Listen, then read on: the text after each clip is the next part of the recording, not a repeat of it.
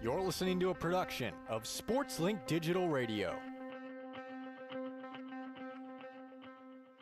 Sunday softball on a beautiful April afternoon. Clouds cover the Indiana sky ahead of our series finale between Western Michigan and Ball State. The Broncos took games 1 and 2 in yesterday's doubleheader as the Cardinals search for revenge and attempt to snap a 7-game losing streak. Welcome into the Ball State softball complex here in Muncie, Indiana. Sam Neiger joined by my partner who I'll be splitting duties with today, Roen Elbert.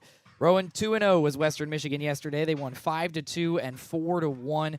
Handled the Cardinals in really the second inning of both of those games. Yeah, really, it's been big offensive outbursts for Western Michigan that really got the job done. In Game 1, it was that 5-run second inning that's where all the runs came for the Broncos. It really changed the entire trajectory of the contest. You look at 3 runs out of the 4 in Game 2 for Western Michigan. That really changed the whole course of the game as well. So that'll be a big thing for Western Michigan is these big outbursts. Will we see that here in Game 3? That'll be the question. And we'll kind of talk about it as we get into our keys to the game closer to our 12 o'clock slated first pitch. But, Roen, the offense just wasn't working yesterday from Ball State. Really, the top of the lineup did the brunt of the duty, and then the bottom of the lineup just couldn't fill in the gaps enough. And that's kind of what it's been throughout this season.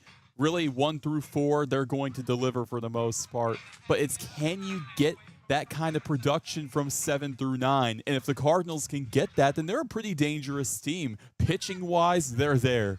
Brinkley Keita's been great all year. Bridie Murphy's been really great all year. So they're there pitching-wise. But if just even 5 through 9, but especially 7 through 9, if they can be productive, it can be a pretty good day for the Cardinals. Well, Roen, you mentioned pitching. Let's talk about it. Keita is getting the start again today. She went 1 2/3 inning yesterday. Not her best start of the year. She'll face off against Hannah Potts for Western Michigan, who had a more solid day yesterday in her appearance. Yeah, and for Brinkley Keita, this is a player that's really had her breakout throughout this season. Last season maybe didn't get as many innings as you would hope, especially with the way Ella Whitney and Bree Severino were playing last year.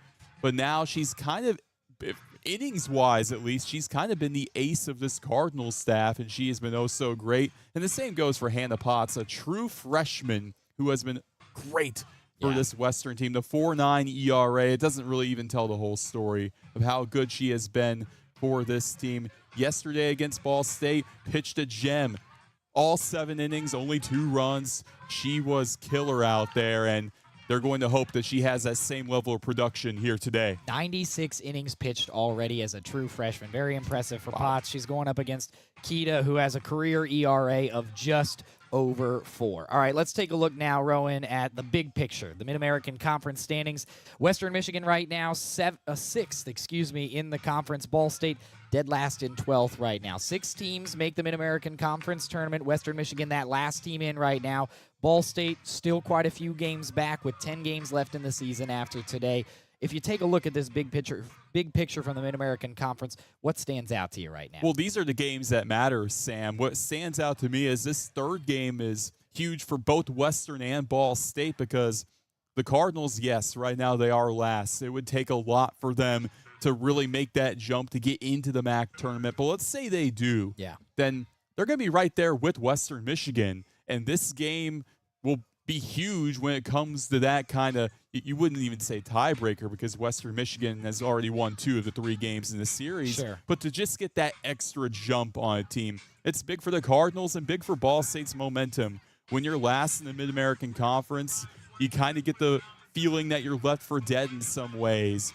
But for Ball State this year, that's not really the case. Yeah. There's still room for them to make that jump if they're able to. It would, I wouldn't say a miracle, but it would take quite a bit of work. It would take quite a bit of help as well. But if they can get there, it'll be a really interesting part of like early May when we get to that point. 2 of those last 3 series for Ball State are very winnable as well. You've got Kent State and you've got Buffalo, both teams on the outside looking in of the Mid-American Conference tournament right now as well.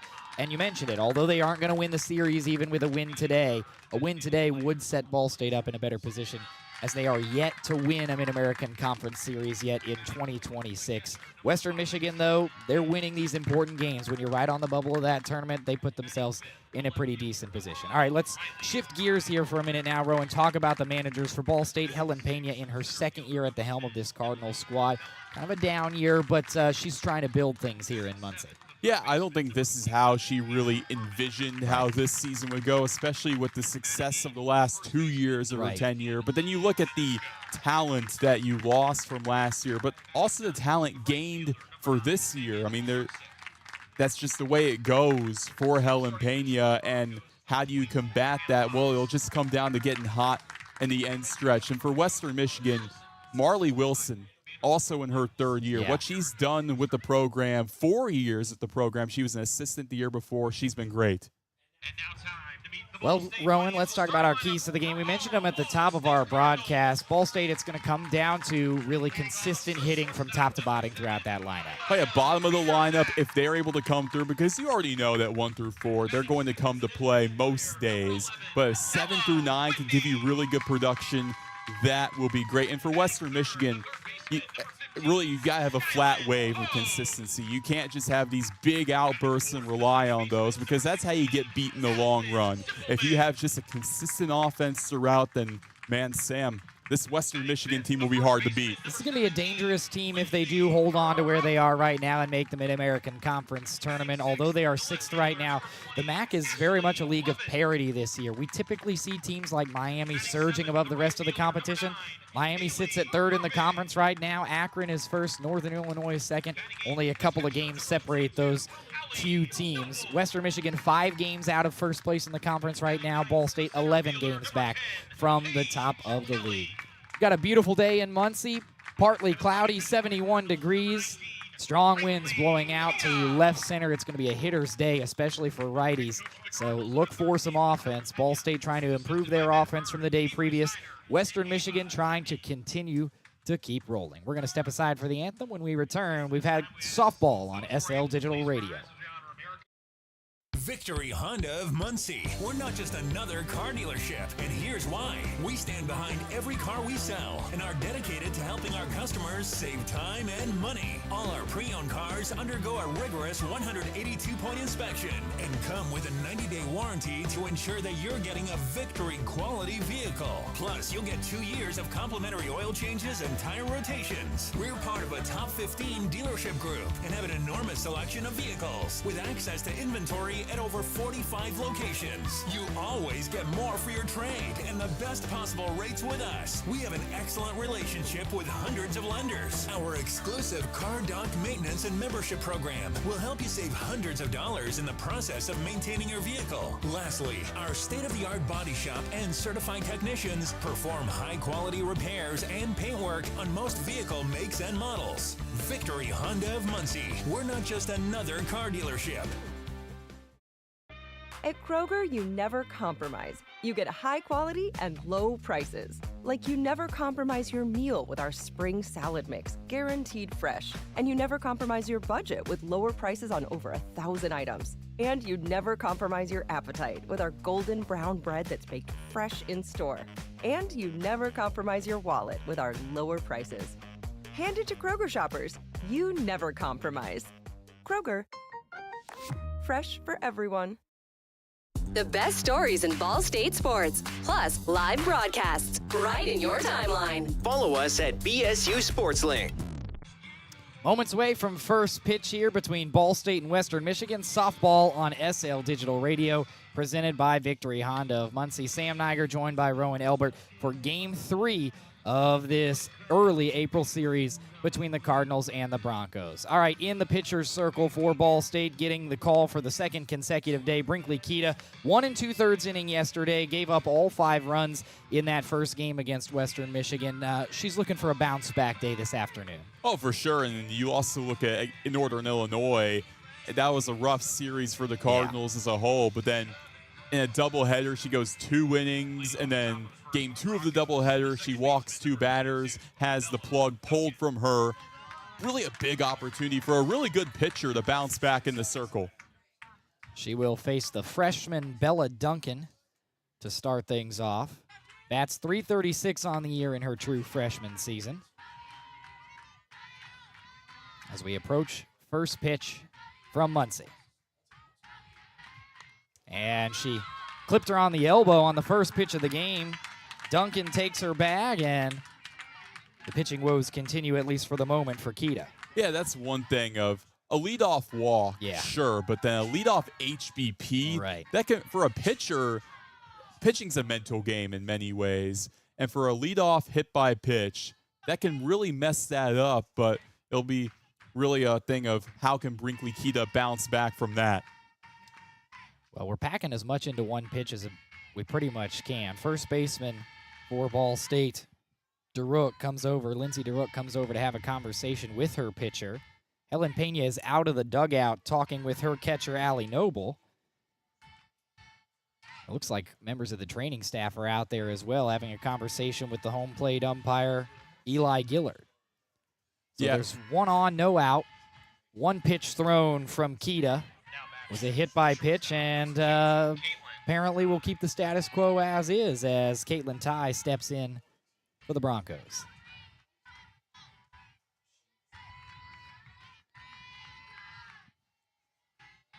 Kita. Pitch is low. Attempted a stolen base, and great work from Noble. She throws out Duncan at second. Got a late start. Ty was showing bunt, but a good job behind the dish by Noble to get the first out of this game. That was the bunt and run that was on for Western Michigan. That was the game plan all along. The Cardinals saw it immediately. The infield playing in. Allie Noble, great throw to second. It's a 1-0 count now to Ty. Checked at her swing, but it's in for a strike. Ty, the shortstop, started 50 games at shortstop last year for Western Michigan. One of the hallmarks of this Broncos team. Swings on this one. That's out to left, and it will leave the park. So the Cardinals get one out, but Ty and the Western Michigan Broncos strike right back. Not even the second inning yet, but the Broncos have the lead. Hey, you talked about it earlier. It's a hitter's-friendly day with the wind blowing out to left. Caitlin Ty took perfect advantage of that. That time, Kita going with an off-speed in the zone. Just let it hang too much, and that's what led to Ty taking perfect advantage. And you talk about the mental game of being a pitcher in softball. Well, Kita's already hit a batter, and now she's given up a home run on her second batter faced. Where do you think she stands mentally now with Jordan Smith stepping in? Not good, but but still fair enough. but still room to grow and room to bounce back. Misses the zone on the first pitch of this at bat, just a little high. Smith, the designated player for the Broncos today. It's a 1-0 count. Second-year transfer from Central Michigan. Misses high again, 2-0 count. Kita still trying to settle in.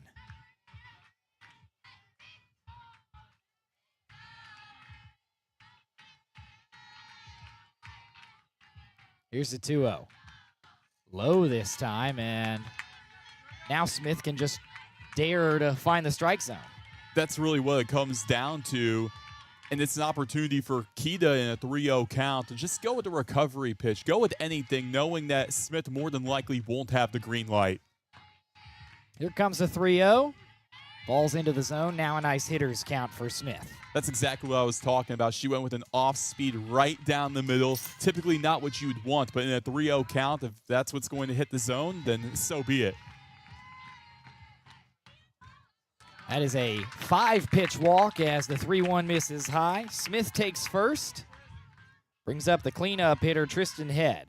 1-0 Western Michigan here in the top of the first. We've seen a batter hit by pitch, picked off at second. Caitlin Ty came up and homered out to left as the second batter up. And now Smith is on first in a walk as Helen Pena is going to trot out to have a chat with Brinkley Kita. Because you have to think about it this way. If it weren't for that caught stealing, the great throw from Allie Noble, the great tag from Zimpelman, this would be a 2-0 ball game right now, and I think Helen Pena knows that. That's why you have to have that talk with a pitcher who's been so good this year, but these last handful of outings really haven't gone her way. Small sample size today, obviously, with only 3 batters faced, Roen, but what has not worked so far for Kita? I think really finding the strike zone. And when you have found the strike zone, as we saw with the home run, that was just a meatball of a pitch that she left down the middle of the zone. She'll face the catcher, Tristan Head. Smith on first. First pitch nicely paints that outside corner for strike 1. I think the big picture for Brinkley Kita is honestly just trust yourself, trust your stuff, challenge these hitters, and throw strikes.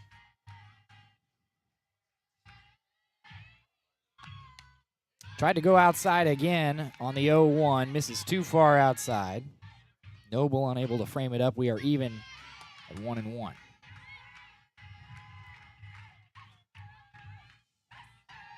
Loads, fires. That one is hacked foul left field line.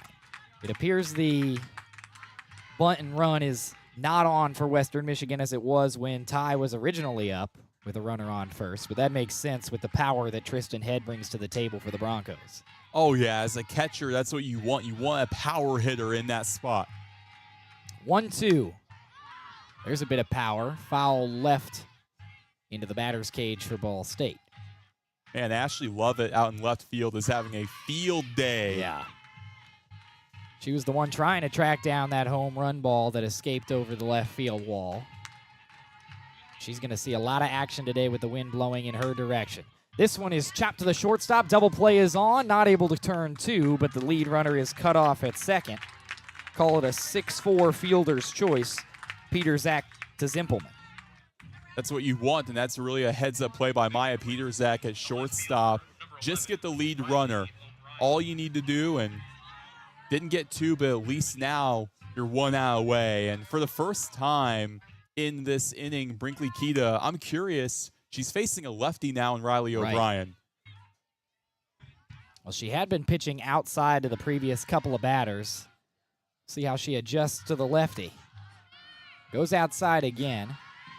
And Noble has to pop up quickly to check on the runner at first. Head has a little speed despite her power. See if she gets the green light over at first. It's a 1-0. Runner thought about going. Good job by Noble to keep her head on a swivel. Pitch lands in for strike 1. You are right about Head having that speed, and typically you don't see that from a catcher. Right. Power and speed is a lethal combo, and to put that in the heart of the order sets up Western Michigan very nicely. 1-1. It's a pass ball. Gets past Noble over her head. Head advances to second base, and now there's a runner in scoring position with 2 balls and 1 strike. And that was a pitch that hit the top of the mitt of Allie Noble, but she wasn't able to wrangle it. And it's unfortunate for Kita. I think that's really a situation where she missed her spot by a large margin. Now the runner is on, and this one gets away from Noble again. Bounced straight off the glove play at third, not in time. Pogue tries for the tag, but now Head is staring down that home plate, looking to add a second run here in inning number 1. Back-to-back pitches get away from Noble. It's a 3-1 count for O'Brien. Takes a hack at it. It goes left field foul. And able to snag it out of the air on the infield pop-up is Pogue. That will end the inning. Cardinals give up 1 on the home run from Ty. Ball State bats when we return. At Kroger, you never compromise. You get high quality and low prices. Like you never compromise your meal with our spring salad mix, guaranteed fresh. And you never compromise your budget with lower prices on over 1,000 items. And you never compromise your appetite with our golden brown bread that's baked fresh in store. And you never compromise your wallet with our lower prices. Hand it to Kroger shoppers.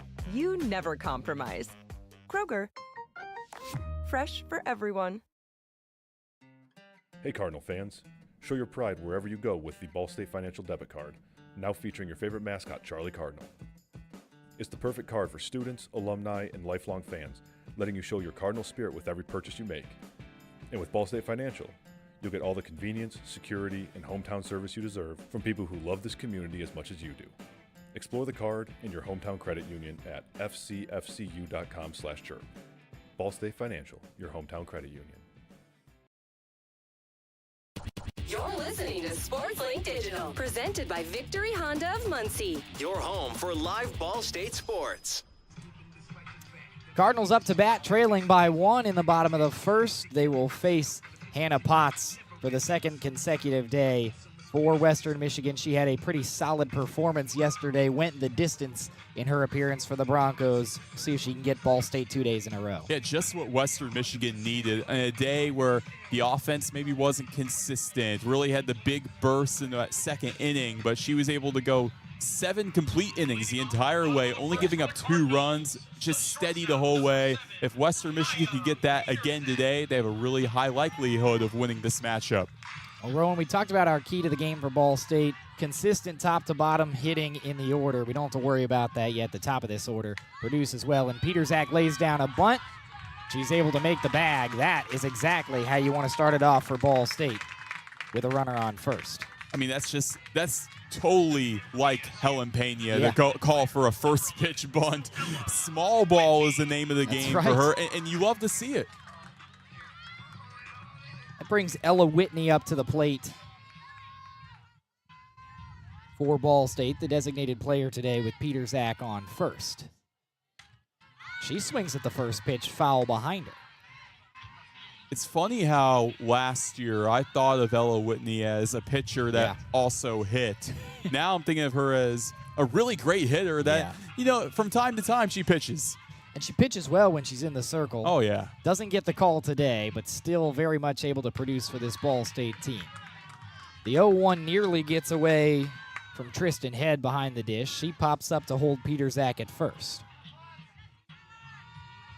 It's a 1-1 to the senior Ella Whitney. Second-year transfer out of Florida International. Swings again. This one's going to be popped up into the stands. Watch your heads. And that was actually a good thud because that means it didn't hit any bodies. There was actually one time I caught a ball out here. Immediately had to give it back, but because that's what you do. You give it to the Ball State dugout. Every once in a while, you'll get a really funky foul with some backspin that will pop over the net. As that pitch is outside, runners checked on at first and not able to get the pick off his head. It's a 2-2 even count. Sometimes those balls off a foul tipped away will have some backspin, and they will head dangerously close to where we're at. We don't have the windows open today up here in the press box, but if we did. Could make a play. Yeah, maybe. Here's a 2-2. Swing and a miss. Got her high and tight. First strikeout of the day for Potts. That's 1 down for Ball State. Ella Whitney was aggressive the entire at-bat, swinging at most pitches. That time around was just under that heater up top of the zone. In steps the third baseman, Skyland Pogue, made the last out of that top of the first inning. Cardinals trail 1-0 to Western Michigan here, bottom of the first. First pitch just barely finds the zone on a late called strike. Peterzak lines at first for Ball State. She laid down a bunt on the first pitch of this inning. Cardinals have 1 away here in the first. The 0-1 outside. And Peterzak cautiously optimistic, cautiously aggressive over there on the first base line. Yeah, with 1 out, it's an interesting thing. Do you go? Right. She has the speed for sure. Pogue batting .317 on the year. Swings and misses to bring the count to 1-2. And Potts seemingly picking up right where she left off from yesterday after Peterzak laid down the infield single.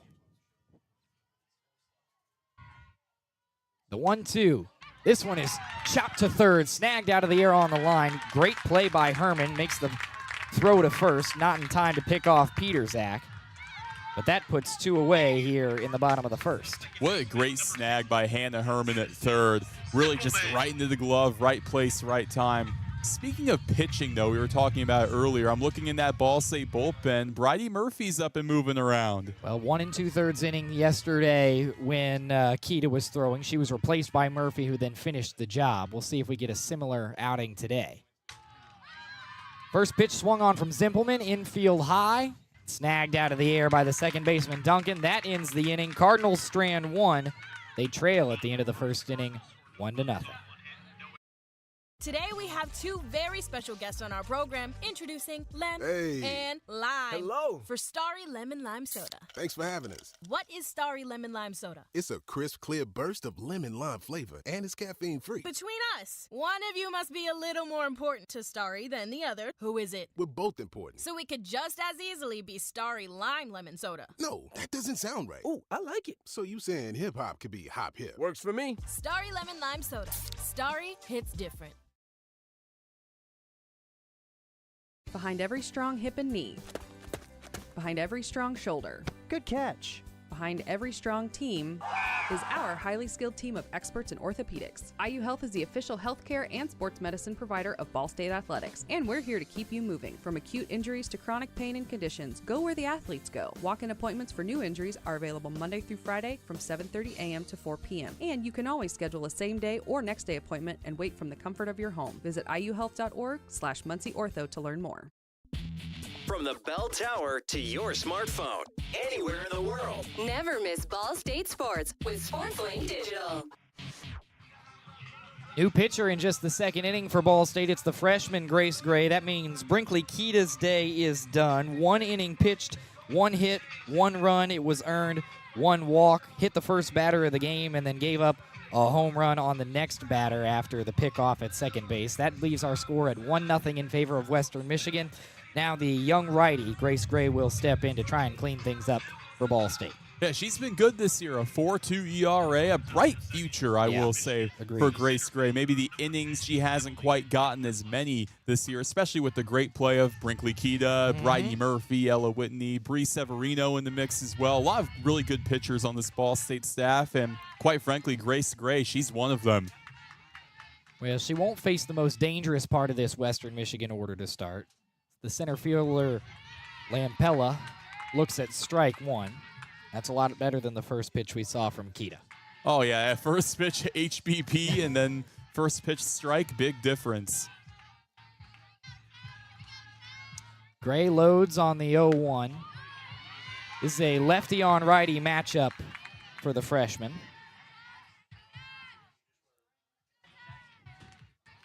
And this gives Western Michigan now something else to look at facing a lefty pitcher. Yeah, it'll be interesting. The 0-2, high. And nice job by Lampella to let that one fly by or extend this at bat. Yeah, lefty pitchers in softball, not as common as it is in baseball, so that really adds another element. The 1-2 outside and low, and the count is worked even. And it is funny, the drop-off from baseball to softball in terms of lefties, very much when it's about baseball, it's about the angle that that ball is coming from. Really in softball, it changes a little bit, but not a ton. Here comes the 2-2, and she plunks the first batter as well.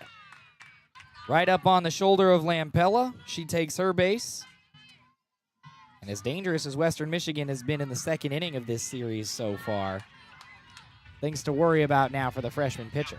Yeah, because when you put yourself in a situation, I mean, that's a quote from Ron Polk, one of the greatest college baseball coaches of all time. A leadoff walker, in this case, leadoff HBP, scores 99% of the time. That's not proven, but it feels right. It feels about right. If it hadn't been the pickoff at second base by Noble, it would be 2-0 Ball State, and Western would have scored on that. Broncos show bunt again. Pitch misses outside. Noble pops up as Western Michigan holds at first. I love how the third baseman, Skyland Pogue for the Cardinals, is really just 4 or 5 steps away from home plate. Well, it looks like Herman is showing bunt. She was at least on that first pitch. She lines into it again. Misses outside and low. It's a 2-0 count to the third baseman.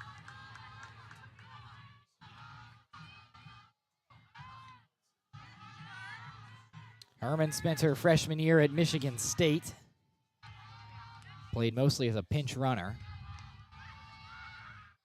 Faces the 2-0, misses outside again, and some control issues for Gray not finding her spots here.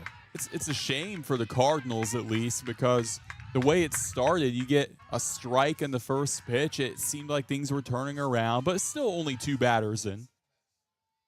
Here's a 3-0. And that is a called strike. Runner holds at first. Western Michigan not getting the green lights on the 3-0s as we've come to expect. On the bright side for the Cardinals, I was told earlier it's a sold-out crowd here today. That's right. Well, it is strikeout cancer day as this one is fouled back into the stands. Heads back behind us here in the press box. It's strikeout cancer day, a great crowd, nice little ceremony beforehand. It is a gorgeous early April. I guess we're in mid-April at this point. I know. Mid-April Crazy. afternoon. Time flies. It is a beautiful afternoon for softball.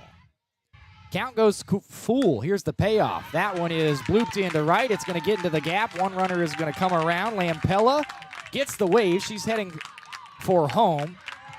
And she slides in safely.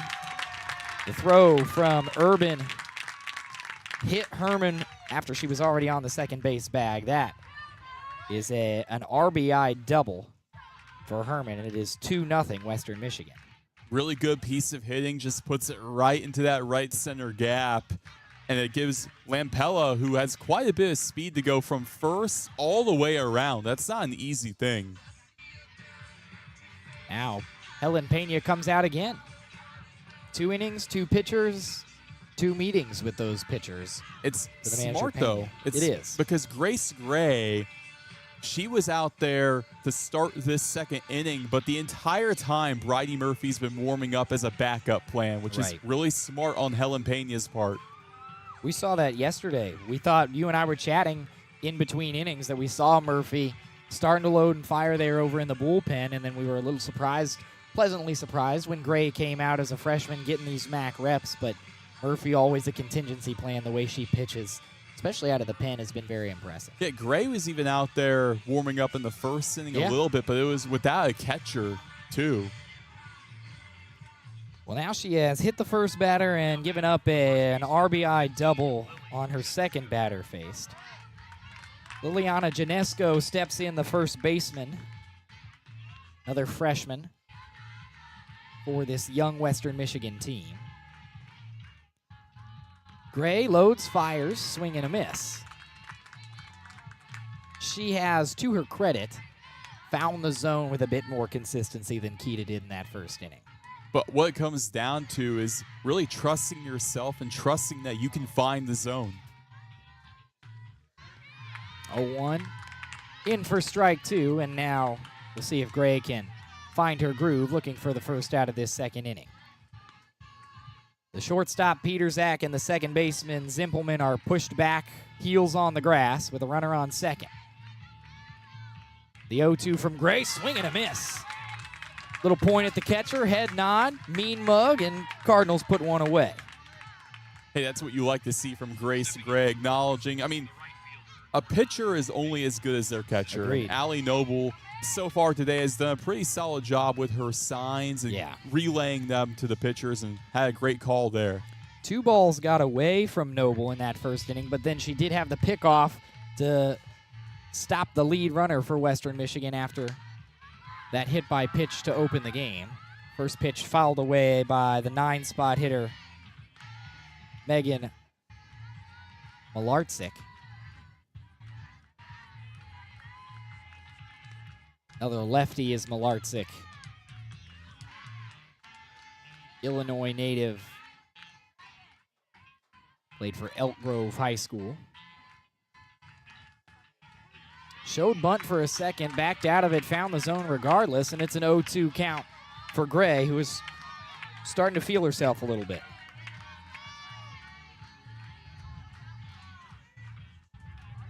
Herman stands at second. One has already scored here for Western in inning number 2. The running start from Malarczyk is a bit late. It's fouled away. Still an 0-2 count. I love these days really for outdoor diamond sports because you got softball now, and then in about half hour, we got baseball starting over there. Something about Sunday diamond sports. Oh, yeah.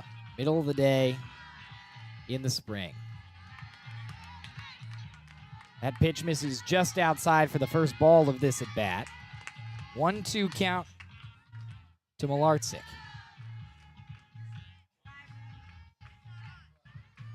Lineup will turn over after this batter. Another running start is chopped foul again, and she is just barely behind these pitches from Gray. Hey, she's right on the money. It's really a matter of with 2 strikes, you're going to be aggressive no matter what. Yeah. How are you able to keep that up? And also just, how do you keep a pitcher on her toes? The 1-2 from Gray, way high. Noble checks on Herman over at second. Count goes even. If you're Gray here, as aggressive as Malarczyk has been, you think it's time to go off speed? Oh, for sure. And I'd paint the outside part of the zone with an off-speed pitch. See what Gray does here on the 2-2. That is just outside, and this is a strong at bat from Malarczyk after falling down 0-2, fouled a couple of balls away. Count is now full against a true freshman pitcher. The payoff. Not snagged out of the air after it was chopped to third. Runner goes, holds at third.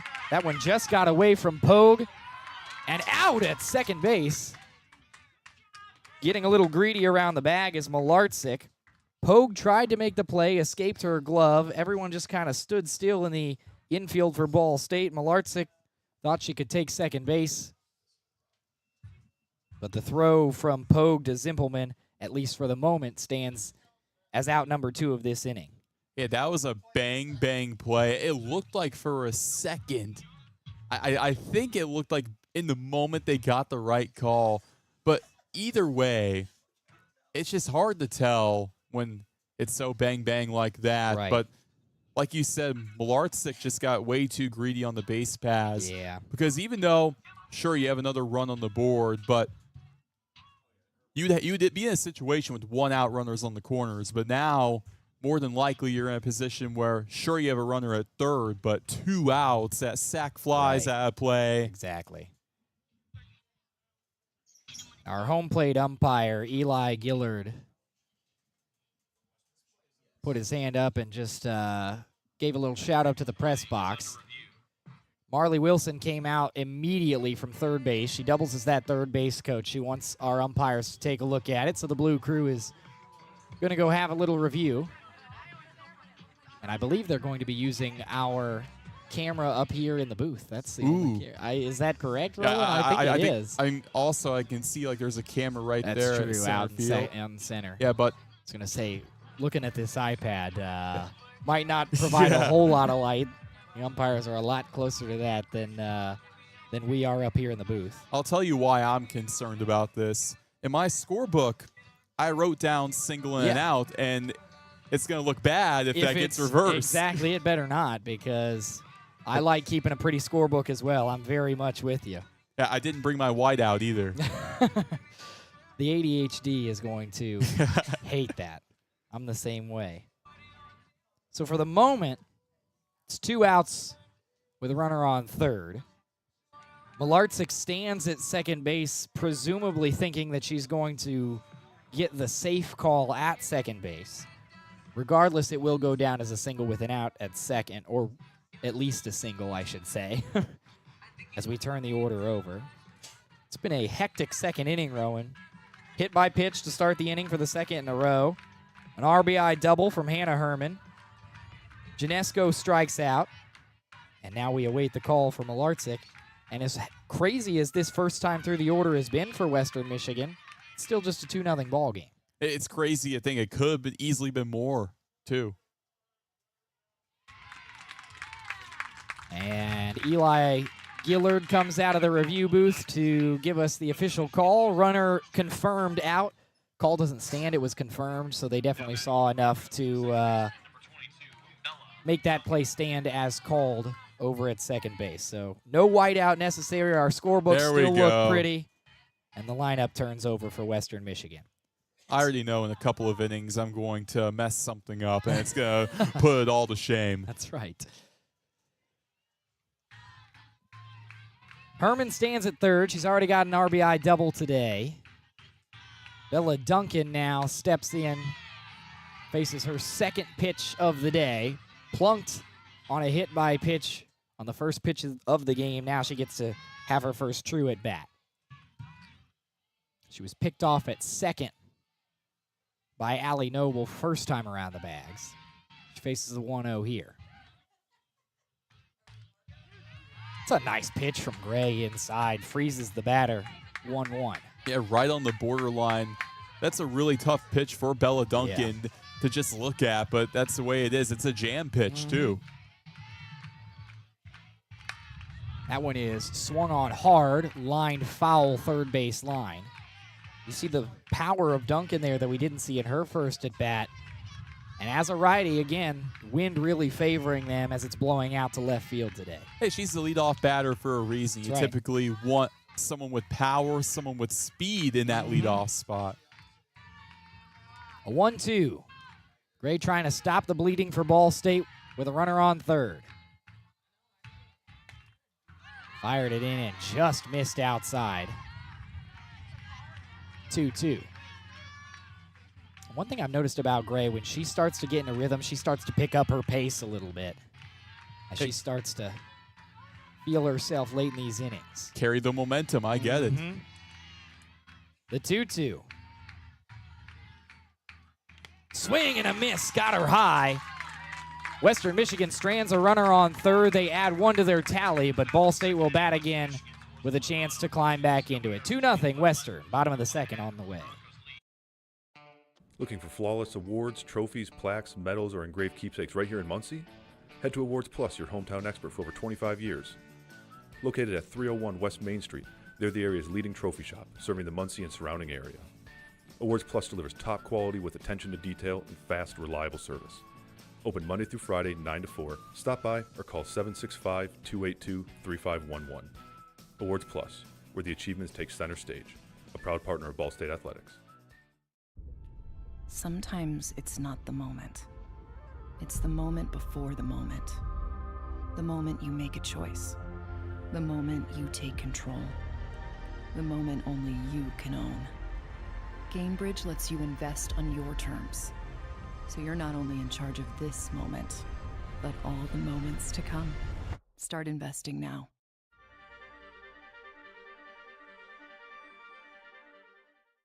From trivia night at Brothers and tater tots at Roots. Never miss a Ball State game with SportsLink Digital. 5-6-7 up for Ball State, trailing 2-0 at home in the final game of this three-game series in MAC play. Western Michigan a run apiece in the top half of the first and second inning as Lindsay DeRook steps in for the Cardinals. Second inning of work for Hannah Potts. She misses the first pitch inside. Sam Neiger, Roen Elbert here with you on an early afternoon in mid-April. Skies have gotten a little bluer as our morning has progressed into the afternoon. As DeRook stares at strike one. Yeah, that's the beauty of it, too, is with these early games, even after the fact, the day is still young. Yeah. You got the Masters later today. I know you mentioned when we finish up, maybe popping over and watching a little Ball State baseball. They'll still be going. It's a great time of year to be a sports fan. This one is chopped into the gap, doesn't get down. Nice play by Lampella. Didn't have to move a ton, but had a great read on that ball. Caught it at about hit height, and there's one away. I mean, that's a really good piece of hitting from DeRook, but a liner in the center. Yeah. Most of the time, that's going to get down. Exactly. But that time around, Lampello was just in the perfect spot. Brings up the Colorado native Ashley Lovett. She swings at the first pitch. Just barely behind it, foul. Yeah, that second game of the doubleheader, she was out of the lineup, back in here today. So a little bit of a reset for historically one of the best hitters on this Cardinal team. Second team All-MAC player her sophomore year, battled some injuries last year. And she lays down a bunt on the 0-1. Potts gets the scoop and makes the throw in time. Right off the bat, it seemed like Lovett thought that was maybe going to roll foul. She hesitated for a second and wasn't able to get there in time. Nice play by the pitcher, Potts. Really solid contact. I mean, that's what you want from a bunt. Leaves it up the middle, but even better to play by Hannah Potts. Brings up Haley Urban, the right fielder, with 2 outs and nobody on, looking for a rally. First pitch misses low. You know, I'm surprised looking around. I don't see her dog, Ted, here watching in the stands. Well, when it is a sellout, a lot more people in the crowd than maybe some other days. Not as much room for dogs on a Sunday afternoon. Could also be behind us taking a little walk on the concrete. So are you saying that there probably wasn't a seat reserved for her canine pal? Well, I think there should be, but probably not. I think we ought to make that a thing. Oh, yeah. It's a 1-1. Swing and a miss on a nice little breaking ball. You know, they make stadium seats. They ought to do that for dogs as well. Just a little stadium bed, straps to the bleachers. Because typically when I'm here, I see Ted in the front row typically.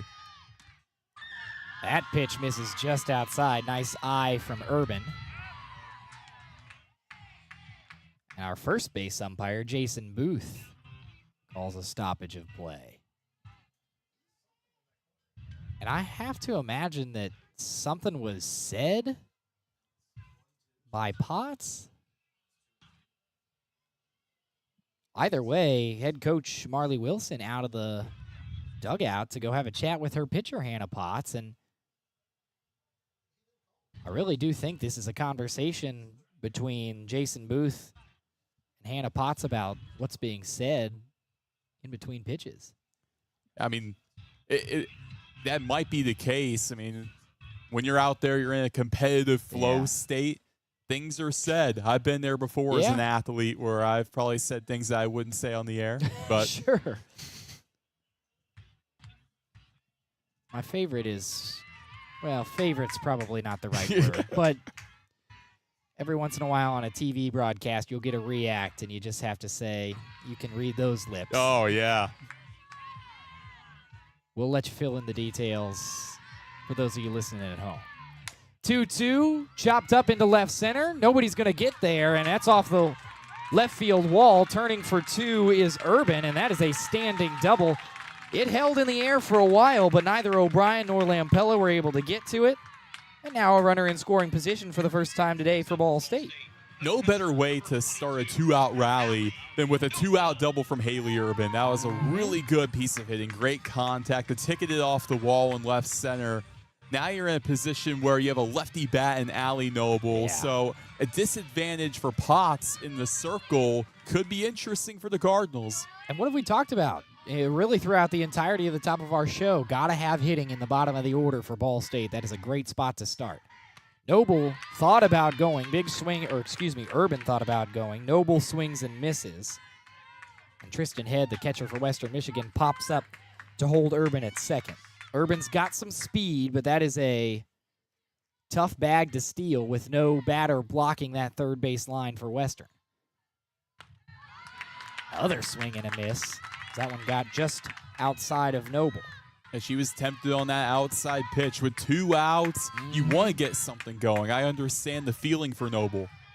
2 outs, 1 on here in the second. Cardinals down 2-0. That pitch misses outside. First time with a runner in scoring position today.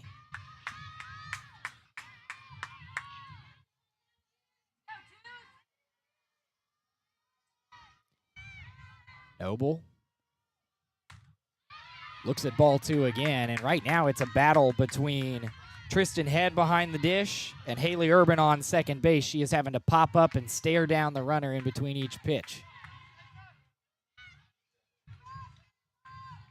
The 2-2.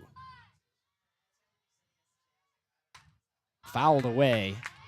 And what has turned into a really sharp at-bat from Allie Noble after going down 0-2.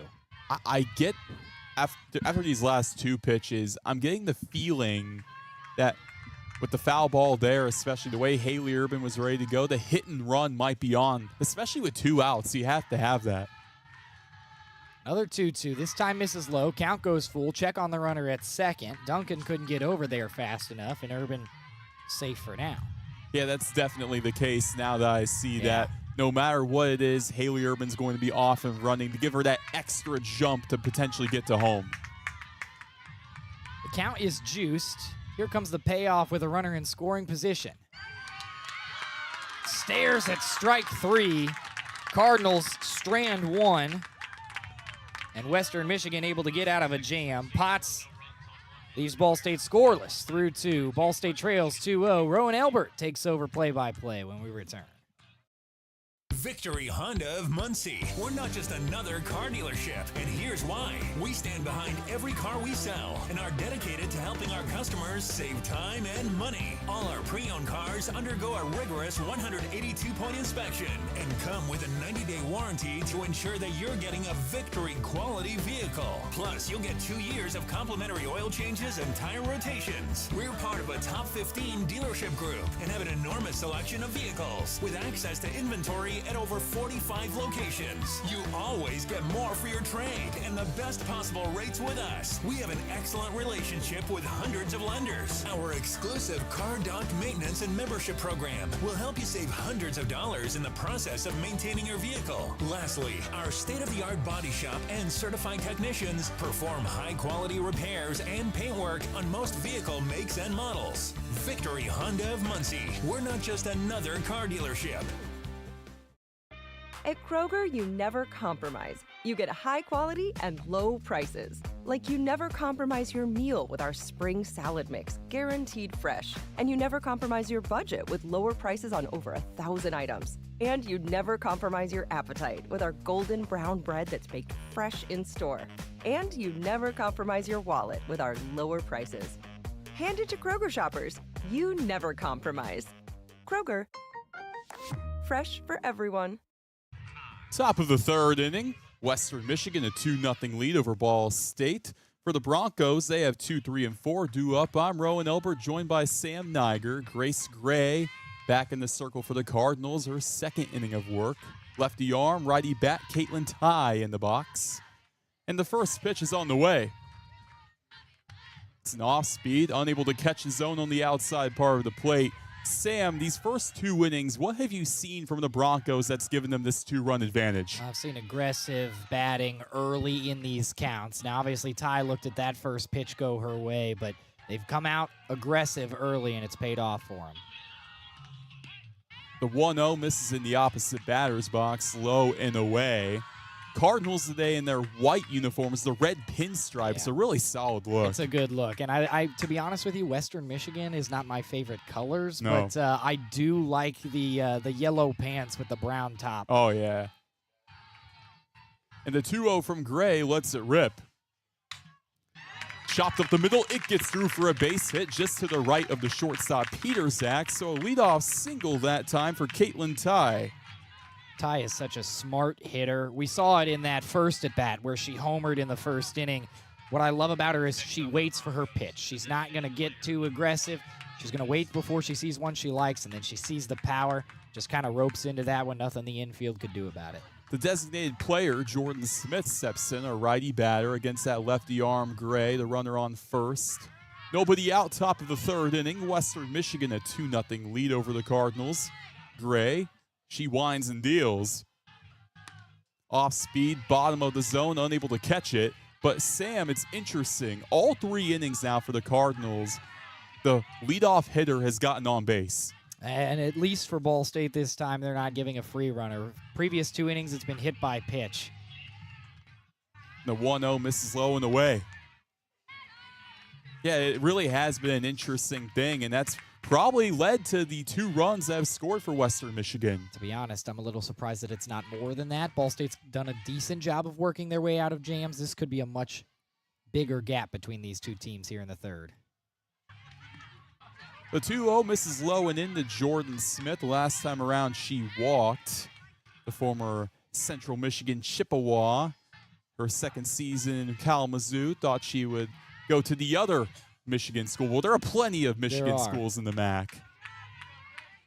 Not all of them like each other very much. Oh, so it no, is not at interesting all. to see one player go from one to the other. And the 3-0 from Gray is on the way. Misses high. It's a 4-pitch walk with nobody out and runners on first and second for the Broncos here in the top of the third. We've seen a couple of scenarios, Roen, where you get a 3-0 count, and Western Michigan obviously doesn't have the green light in those. We've talked about that, but for the most part, these Ball State pitchers have been able to deal their way back into counts if that's the case, but that's now back-to-back at-bats for Jordan Smith where she's drawing walks on 4-0 and 3-0, and we're going to have a change in pitching for Ball State. Yeah, you got Bridie Murphy checking in. We've seen Bridie Murphy, for the most part, really the last 2 innings warming up. Now she gets the call. What do you think prompted this from Helen Pena? Well, I think she sees a freshman pitcher in a series that you've already lost, but the game is within reach. You know how important these games, with only 10 games left in the regular season, how important these games are going to be. Get a veteran in there, see if she can't work out of the jam. Not responsible for either of these runners on, so that's not going to affect her mental game a ton. I think Helen Pena is just doing this from a competitive standpoint. We are still in this game here in the third. Let's have one of our best arms try and at least keep us hanging around for as long as possible. So it'll be the Aussie, Bridie Murphy, a 4.1 ERA. She has pitched the most innings on this Cardinals squad with 67. Bridie Murphy has been stellar throughout this season, but her last time up, it was in that second game of the doubleheader yesterday. Didn't quite go to plan. 3 runs given up in 2 innings, walked a pair of batters. How does she bounce back? Well, I think she's just got to find what she saw in that first game. She played in both games yesterday against Western Michigan. She, in a similar situation, came in after a big hole was dug when Brinkley Keita gave up 5 runs in that second inning. In comes Murphy. She was able to, hold off the floodgates for a while. I think she is at her best, to be honest with you, Roen, when her team is in an adverse spot, and she can just kind of focus on the pitching, work through these lineups, and if she's able to find her spots today, find some control, I don't see why she can't have a repeat performance of the first time she pitched yesterday. And she'll have to face the right-handed batter, Tristan Head. Last time around, she reached via the fielder's choice. A pinch runner over at first for Western Michigan, that being Haley Smith. And the runner on second being Caitlin Ty with nobody out. Righty on righty, the first pitch for Murphy. Shows bunt, leaves it up the middle. Ricochets off of Head, the batter, and they call it an out. There's your first out of the inning, but it does advance the runners from second to third. And that puts 2 in score. Actually, no, they're going to send them back to first and second. So thought it was going to be 2 runners in scoring position, but lucky break for Ball State, and sometimes that's just what a new pitcher will get you. Yeah, I think that's the interference that they called right there because it went off of Head's thigh, and that really is what it led to. Now you got Riley O'Brien, the lefty in the box. Last time around, she flew out to the third baseman, Pogue. First pitch in for a strike with the heater. So runners on first and second. 1 out top of the third. 2-0 Broncos. It's pretty rare that we see a runner's interference. Yeah. Hardly at all in Division I softball. The 0-1 is taken high. I think that, again, complete mishap that time for Tristan absolutely. Head.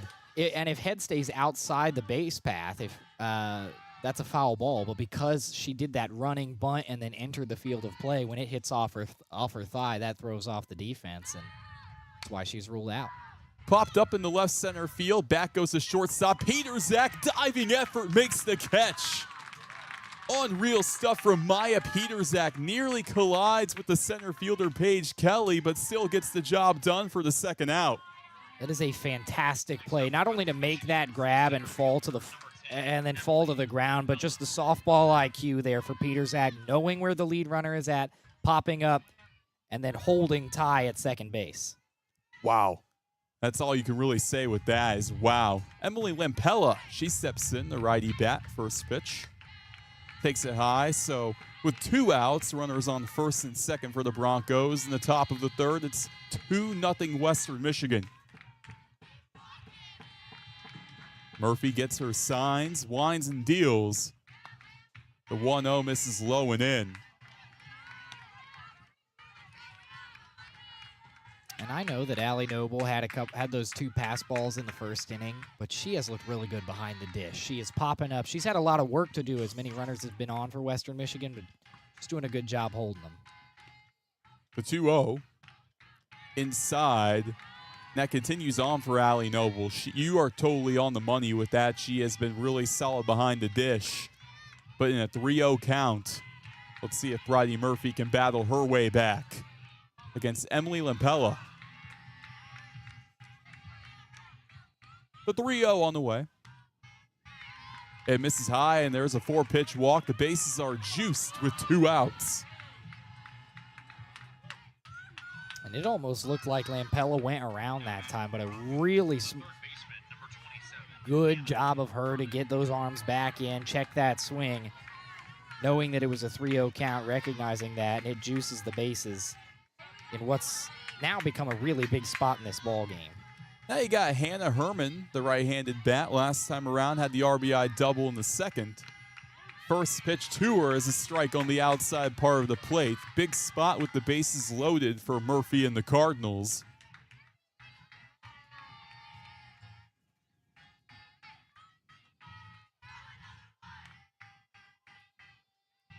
There's a delay. Time called by Bridie Murphy as she steps out of the circle, taking some time to think because, again, this is a big at-bat. Very much so, and it could be a long one. We've seen Herman get aggressive, but if Murphy's able to get outside the zone.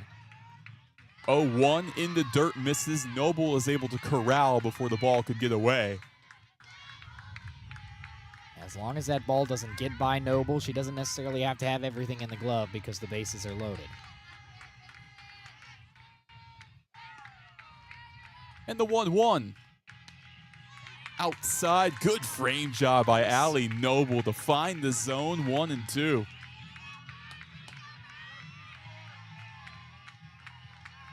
Big pitch coming for Bridie Murphy. The 1-2.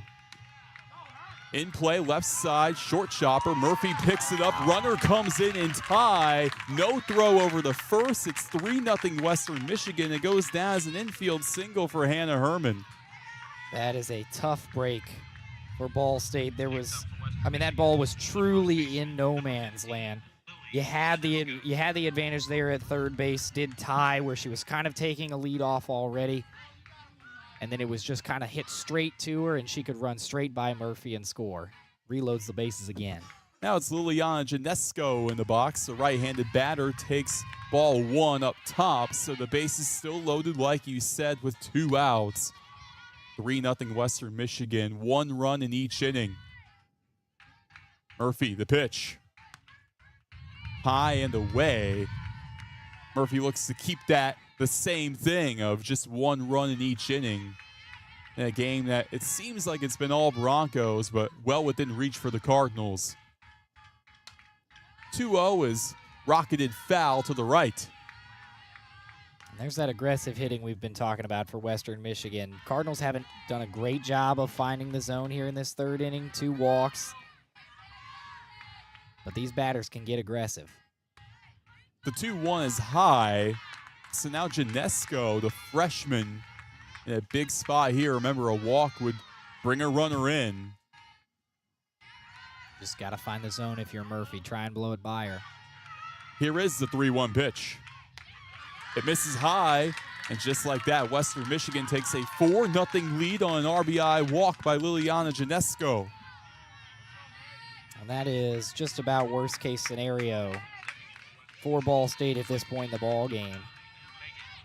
We were sitting here 2 batters ago thinking about how Bridie Murphy could pitch out of a jam, a bases-loaded jam, really juice up this offense, and now you've given up an infield single where the defense just froze, and then you walk a runner home.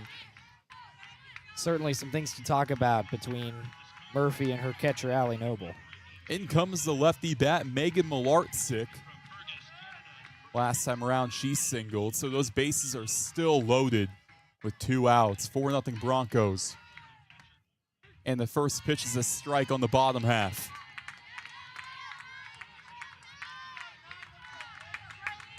That wind blowing softly out to left. Beautiful day, crystal blue skies. I don't know, is that a saying? It should be. I think so. I think it should be. It is a beautiful Midwestern sky. I don't know all the names of the different clouds, Roen, but I just call them the wispy clouds. The wispy clouds in full effect today makes for a beautiful afternoon. It's a 1-1 count with 2 outs. Murphy to Malarczyk. Fouls it back, 1-2. So what are the names of the clouds? Was it Nimbus is one? And then there's like cumulonimbus. Yeah. There's stratus something. Mm. It's been a long time. That is old school middle school science. 1-2, chopper up the middle, picked up by the second baseman Zippelman, steps on the bag at second, gets the third out, and that'll do it for the top frame of the third. Now to the bottom half, it's 4-0 Western Michigan when we return. It's Ball State Softball on SL Digital Radio, presented by Victory Honda of Muncie. Hey Cardinal fans, show your pride wherever you go with the Ball State Financial Debit Card, now featuring your favorite mascot, Charlie Cardinal. It's the perfect card for students, alumni, and lifelong fans, letting you show your Cardinal spirit with every purchase you make. And with Ball State Financial, you'll get all the convenience, security, and hometown service you deserve from people who love this community as much as you do. Explore the card in your hometown credit union at fcfcu.com/chirp. Ball State Financial, your hometown credit union. Today we have 2 very special guests on our program, introducing Lem and Lime. Hello. For Starry Lemon Lime Soda. Thanks for having us. What is Starry Lemon Lime Soda? It's a crisp, clear burst of lemon lime flavor, and it's caffeine-free. Between us, one of you must be a little more important to Starry than the other. Who is it? We're both important. So it could just as easily be Starry Lime Lemon Soda. No, that doesn't sound right. Oh, I like it. So you saying hip-hop could be hop-hip? Works for me. Starry Lemon Lime Soda. Starry hits different. The best stories in Ball State sports, plus live broadcasts right in your timeline. Follow us at BSU SportsLink. Bottom of the third action, 4-0 Western Michigan. The Cardinals now on the home side. They have 9-1-2 due up, starting with the lefty Paige Kelly. She works off of the Western Michigan arm, Hannah Potts, who so far has had a stellar outing, no runs given up so far. Kelly steps in against the righty Potts in the first pitch. Outside, it catches the zone for a strike. Kelly on the year, a .304 average, 4 RBIs. And the 0-1. Rocks it up the middle, in and out of the glove with a shortstop tie. That allows for Kelly to trot over the first base. Well, you talked about earlier, you had that great quote that anytime a runner reaches on a walk to start the inning, they score 99% of the time. A hit's even better. I mean, you've got a runner on now with nobody out. The whole playbook is opened up right now for Jalapeno in terms of strategy. You can lay down a bunt, or you can try and advance the runner another way for Peterzak. Especially with the speedster Peterzak, like you said, first pitch. Inside for a strike. Peterzak, the last time around, it was the first pitch. A bunt single on the infield. Really good stuff there. The righty bat against the righty arm with Kelly on first, nobody out. And the 0-1 delivery. Back foul towards the protective netting. Peterzak, last year, first team All-MAC.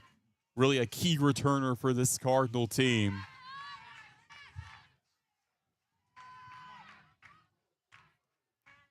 Potts with a look down. And the 0-2. High and into Peterzak. Had to lean back. Kind of like Neo in the Matrix. Yeah. you get that, right? I do get that. That's one where things just kind of slow down as that ball passes your head. Just trying to get out of the way of it. 1-2 is roped in the center field. Under it is Lampella for the catch for the first out of the inning. So one down in the bottom of the third for the Broncos. They lead 4-0 over Ball State, and up comes Ella Whitney for the Cardinals. Well, you asked me, Roen, at the start of last inning what was working for Western Michigan. I told you it was aggressive hitting. Ball State, no runs yet, but they've got 3 hits, only being out hit 5-3. They're being aggressive, especially with runners on the base path. They've had some hard contact. They just haven't advanced the runners. First pitch misses downstairs. The catcher head had a quick stare down over at first towards Kelly. Kelly's got a little bit of speed. That's certainly going to be on here with only 1 out in the ball game. Maybe try and snag a bag and get into scoring position. The 1-0 is chopped foul to the left towards the Cardinal dugout. The Ball State dugout, I was in there a few weeks ago doing a video shoot with Haley Urban. Quite spacious. Yeah, they got a pretty good setup down there. Lots of room for chanting as well. The 1-1 is popped up in the left, in and out of the glove of O'Brien, the left fielder. That allows for Kelly to take third base. Whitney trots over the second. And the woes continue for Western Michigan. 2 base runners led on plays where it's been in and out of the fielder's glove. And I think at least the first one is probably going to be scored as a single. I think that one should be scored a double as well. We'll wait and see if any errors pop up on the board. But I think that's being scored a hit right now. So now Ball State just being out hit 5-4. And the Cardinals go with a pinch runner over at second base. Peyton Fox comes in. But Western Michigan right now, a quick meeting. Marley Wilson, the head coach, talking with Hannah Potts in the circle. Well, they just haven't been in this position yet. I mean, really, Potts has dealt. And this inning hasn't been bad necessarily. It's just Ball State has been through the order. They've seen her at this point. They know what pitches they recognize and starting to make a little bit of contact. Now, Skyland Pogue steps in, the former Iowa Hawkeye. So far today, 0 for 1. She lined out to the third baseman Herman. It's a righty-on-righty matchup. 2 in scoring position, 1 out for the Cardinals in the first pitch. High and away, unable to catch the zone.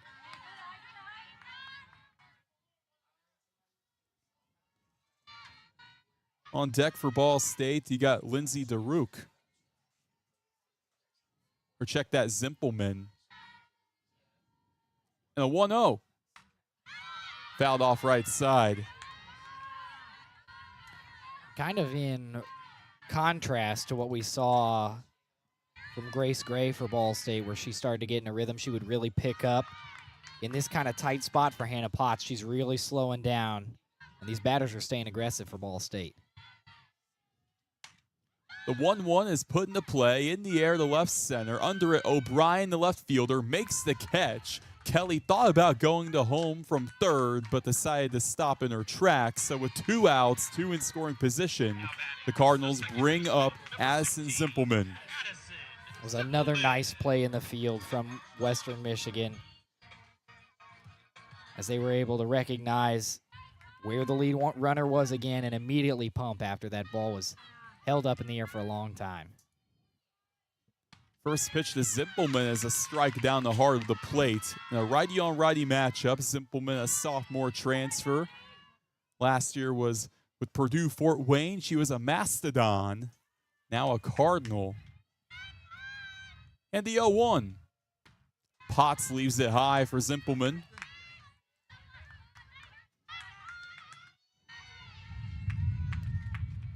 It's Peyton Fox over at second base for the Cardinals.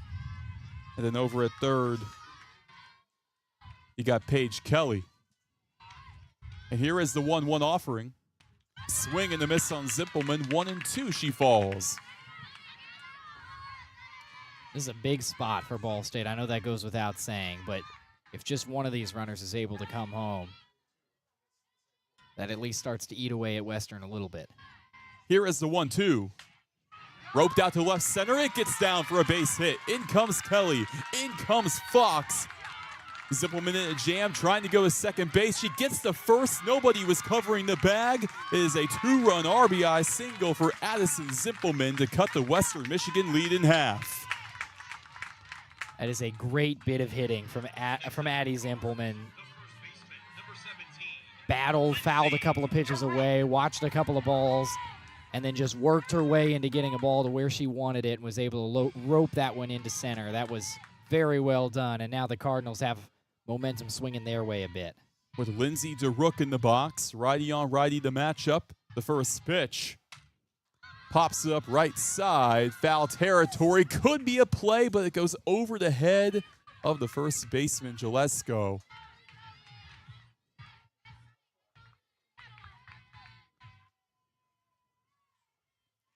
Lindsey DeRook, an 0-1 count. The transfer from Queens was MAC Player of the Week all the way back in February for the Cardinals. Potts, the 0-1. A pop-up goes over the protective netting to about the right of us. Barely, but no, that was another one that had that funky little backspin. Yeah. That's got a little more left on it, and it was heading right toward our window. How many foul balls have you caught at games? At Ball State games, none. Thankfully, as a broadcaster, none. I think it's a pretty dangerous spot to get yourself into. Yeah, the 0-2 misses outside, but I know you've been to a lot of Reds games. What about there? I've got two that were foul balls, and then I've had one tossed to me after a strikeout was turned. That was the most recent that I've gotten out of the crowd. 1-2 misses high. Head, a throwback to first on Zimpelman, not in time. So at first base, there's a bit of a change. Bella Duncan's now playing first, and you got Haley Smith playing second for Western Michigan. So Gillespie out of the contest. Yep.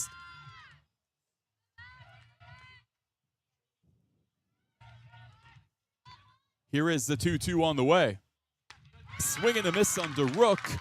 And that'll do it for the bottom frame of the third, but not before the Cardinals strike with 2 runs off of the bat of Addison Zimpelman. Now to the fourth, Cardinals trail 4-2. You're listening to Ball State Softball on SL Digital Radio, presented by Victory Honda of Muncie. Today we have two very special guests on our program, introducing Lem and Lime. Hello. For Starry Lemon Lime Soda. Thanks for having us. What is Starry Lemon Lime Soda? It's a crisp, clear burst of lemon lime flavor, and it's caffeine-free. Between us, one of you must be a little more important to Starry than the other. Who is it? We're both important. So it could just as easily be Starry Lime Lemon Soda. No, that doesn't sound right. Oh, I like it. So you saying hip-hop could be hop-hip. Works for me. Starry Lemon Lime Soda. Starry hits different. Behind every strong hip and knee.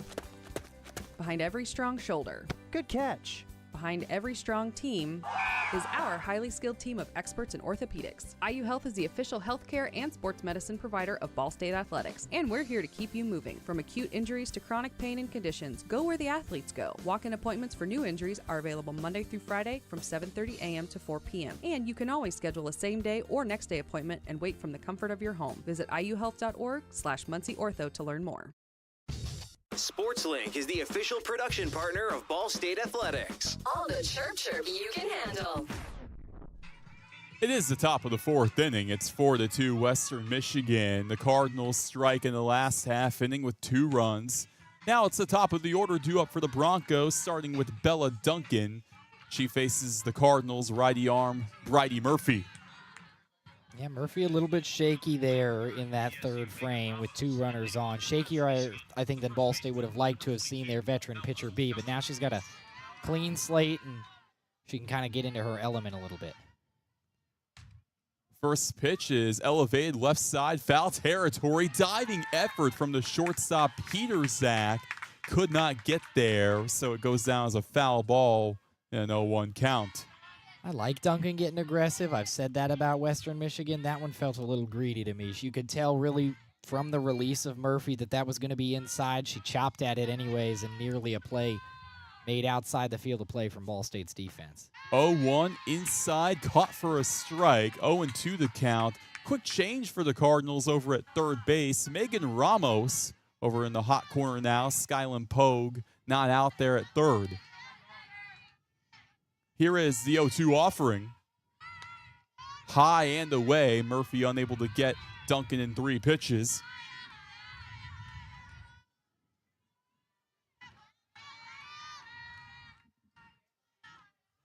As Murphy comes set. In a 1-2 count, here it comes. Low and away on the off speed.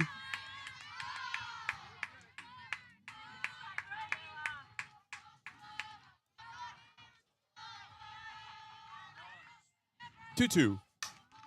Roped out to left field. It gets down for a base hit over the head of the shortstop, Peter Zach. A leadoff single for Bella Duncan. That is such a great at-bat from Duncan. Fell behind 0-2.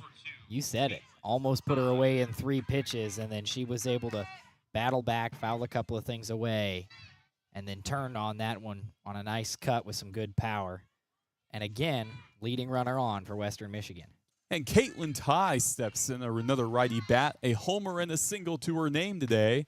The first pitch to Ty misses high. Playing that shortstop position today, a junior for this Western Michigan team. And a 1-0. Catches his own for a strike right around the belt line. Call it 1-1 now.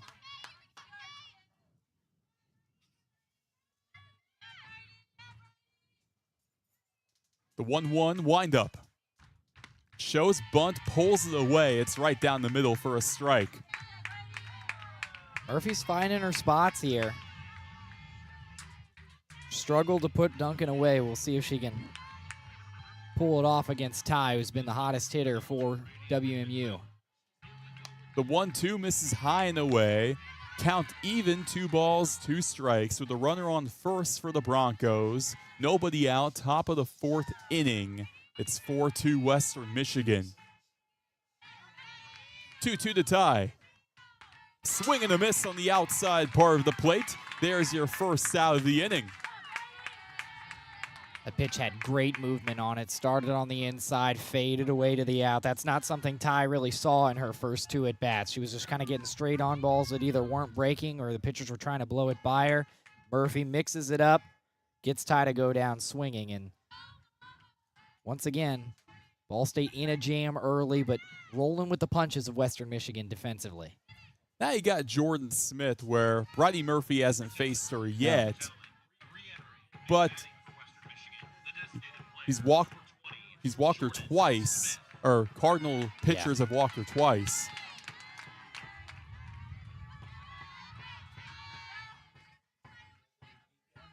As Murphy, she gets her signs from Noble in the first pitch.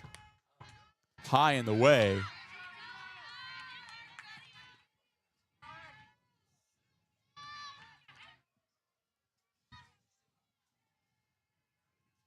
As Murphy just looks to get one more out, 1 out here, and the 1-0 breaking ball misses downstairs. She's found herself in jams in the past. How could she avoid that here?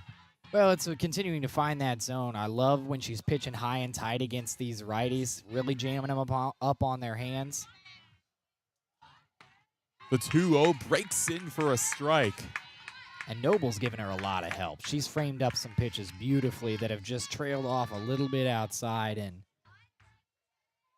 Murphy's looking pretty sharp here in the 4th. The next pitch. On the outside, it misses.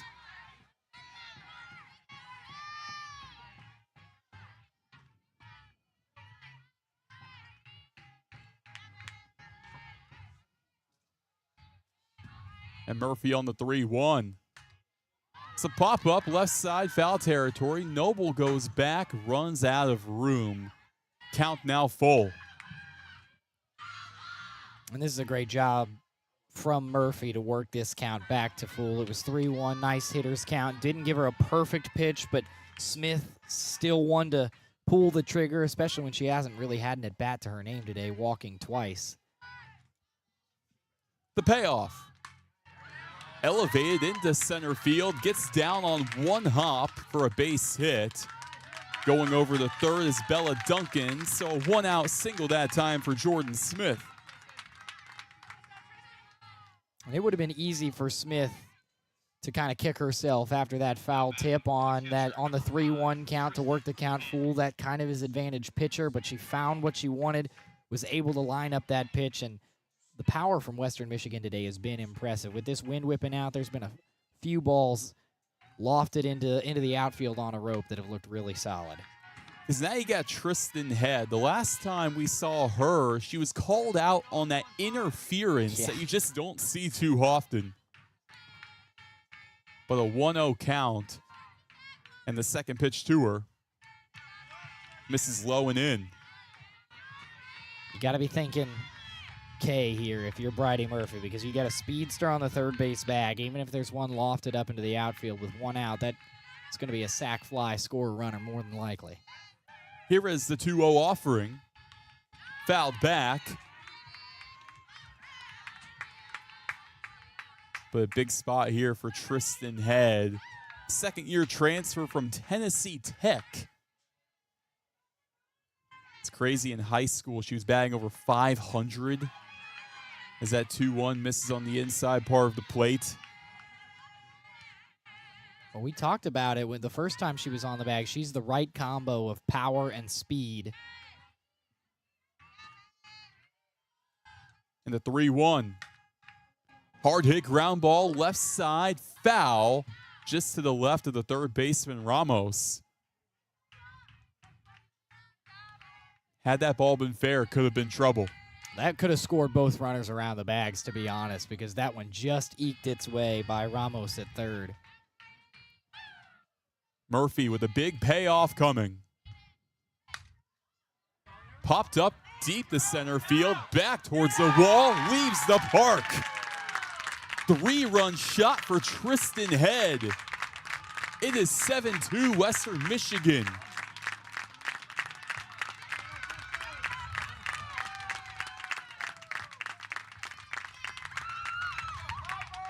Broncos loving all of that. Tristan Head just completely changed the trajectory of this matchup. And that was a pitch that was just left a little too far to the center of the zone. Head on a 3-2. Saw it, liked it, was able to generate enough power behind it. It's a really solid at bat. And that's back-to-back full count at bats that Western Michigan has recorded a hit off of.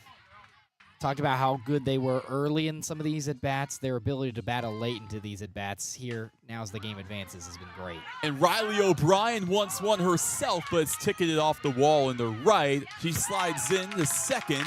She is safe, despite the great throw from Haley Urban in right. So a one-out double for Riley O'Brien. Man, Western Michigan, they are hot with the bats here in this top of the fourth inning. Yeah, for Ball State, you now start thinking about you've got yourself into a 5-run ball game. You entered this inning down by just 2, but you've only recorded 1 out. So you just got to get back to your basics here, put 1 away, and then see if your offense can't go to work.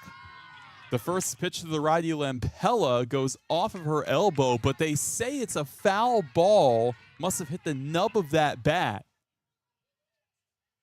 It's tough to tell from our angle. Yeah. I thought she leaned into the pitch, to be honest with you, but.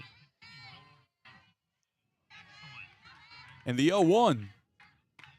High and away. But for Bridie Murphy, after giving up a 3-run shot and then a double, where do you go from here? Well, it's like I said, it's back to basics. It's finding the zone, and when you've got 2 strikes, like she's going to have right here after that nice pitch, it's about continuing to find the zone. You've got you've got good power. You've got good speed on your pitches. Just find the zone. Try and blow it by some of these hitters for Western Michigan and record some more outs. I'd love to see a strikeout from her. 1-2, just unable to catch the zone. And a 2-2 count. Looking in that Cardinal bullpen, there is some activity. Got Ella Whitney throwing in there. Have another arm in there as well. And the 2-2. Fouled off to the right. A little chop swing off to that right side for a foul ball. And I think it's easy for Murphy to get a little hesitant to throw into the zone after giving up that last home run. She left that pitch kind of up in the middle of the zone for the batter to lay into, but you got to at least find the zone to get some of these batters to swing. The 2-2 is a foul ball, soars over the press box behind. We have a little concourse area back there. You got concessions. That's right. It's a danger, too. As long as they don't escape the park and head toward my car, I don't care where they end up. 2-2, low and away. I think your car is safe. I think most cars are safe from that. Shebeck Stadium is where you got to be careful. Oh, If yeah. if a righty gets a little behind it, with a bit of power and pops it up. That parking lot is right on line.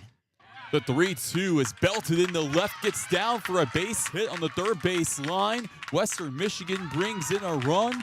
It is a RBI double. That time for Emily Lampella.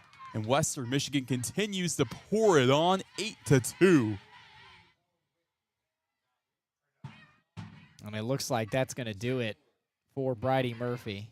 Yeah, so we have a new arm out there for the Cardinals. Out comes Cameron Sproul with one out. We're going to take a quick moment to let her get warmed up. We'll be right back. You're listening to Ball State Softball on SL Digital Radio, presented by Victory Honda of Muncie. Sometimes it's not the moment. It's the moment before the moment. The moment you make a choice. The moment you take control. The moment only you can own. GameBridge lets you invest on your terms. So you're not only in charge of this moment, but all the moments to come. Start investing now.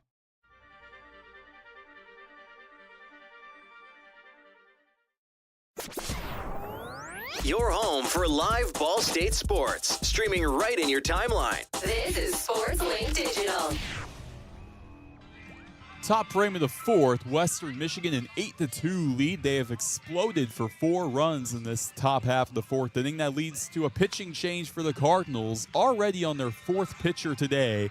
And Cameron Sproul is the new arm so far this season. Only 2 2/3 innings pitched and a 15 ERA to show for those 2 2/3. Yeah, it hasn't necessarily been her year as a true freshman, but Helen Pena recognizing that this game may be getting a little out of hand at this point. You've got a 4-run 4th inning, an 8-2 ball game. Western Michigan's lining up some of Ball State's best arms. Why not get one of your freshman pitchers a couple of reps in a Mid-American Conference game? Maybe kind of thinking towards building toward the future.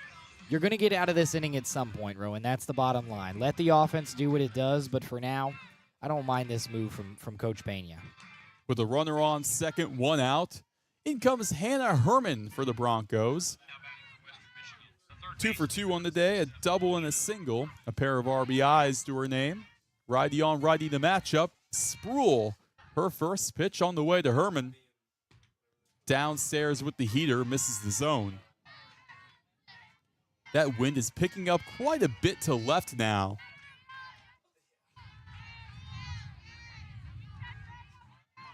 As Sproul looks down at her wrist, delivers the 1-0 pitch. This is well high at head level of Herman. I mean, you have a pitcher who hasn't thrown this much in a live game, just a freshman, not a ton of college experience. It's about finding the zone. As soon as you see that first called strike, you start to settle into a groove and you can throw your stuff. As Sproul winds and delivers, another high pitch. So for your first batter, to be in a 3-0 count, how does she respond? Well, not to sound cliche, but just bring it down. Just find the zone. You've got a runner on second that you're not responsible for. Game not as competitive as it was maybe 20 minutes ago, but it's just you and your catcher. Find that mitt, put it where it's supposed to be.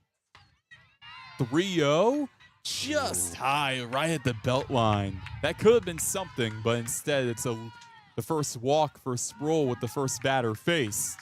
Now, we don't have the angle that our home plate umpire, Eli Gillard, has, but I thought he might be a little kind there.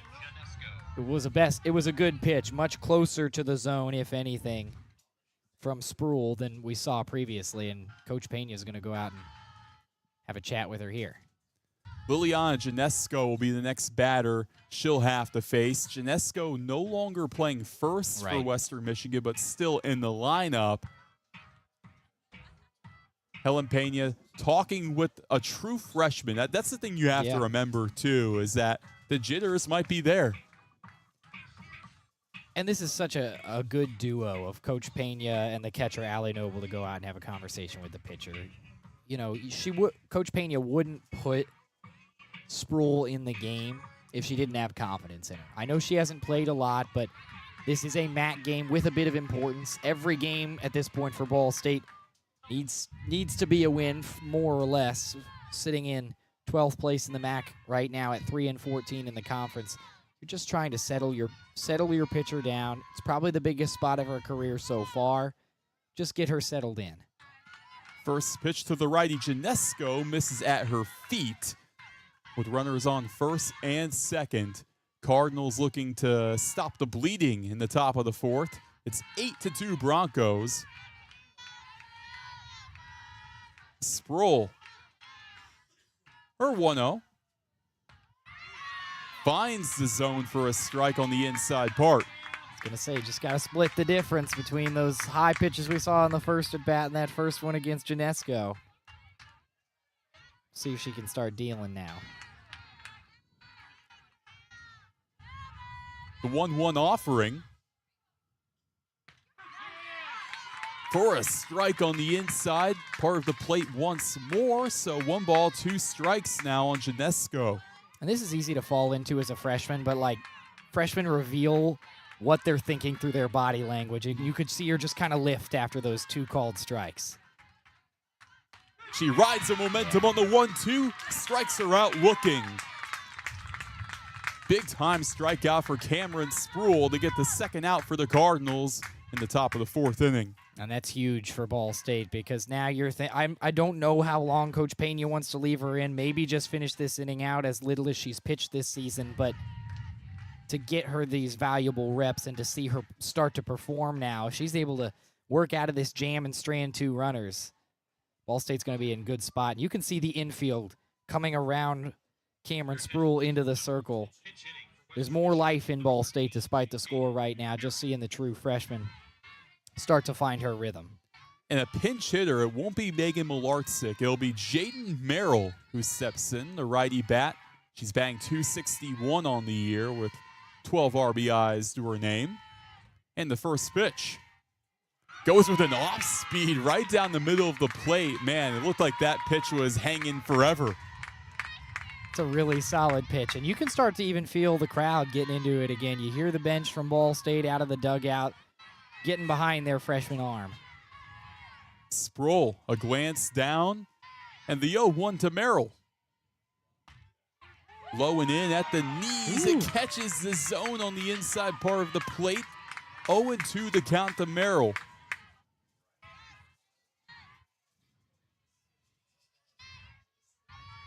Big pitch coming for Cameron Sproul. Here's the 0-2 with 2 outs. Swinging a rip, high and deep, left center field, back towards the wall and out of here. Jaden Merrill, a monster shot to left center to make it 11-2 Western Michigan.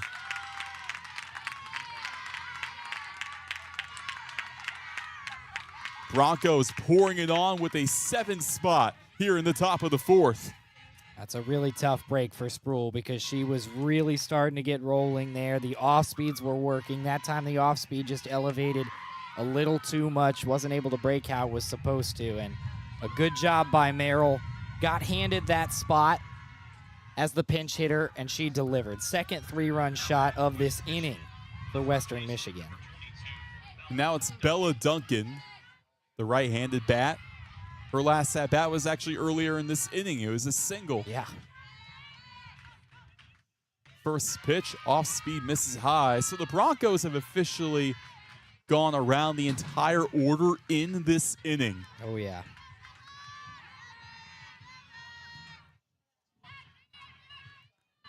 It's Cameron Sproul.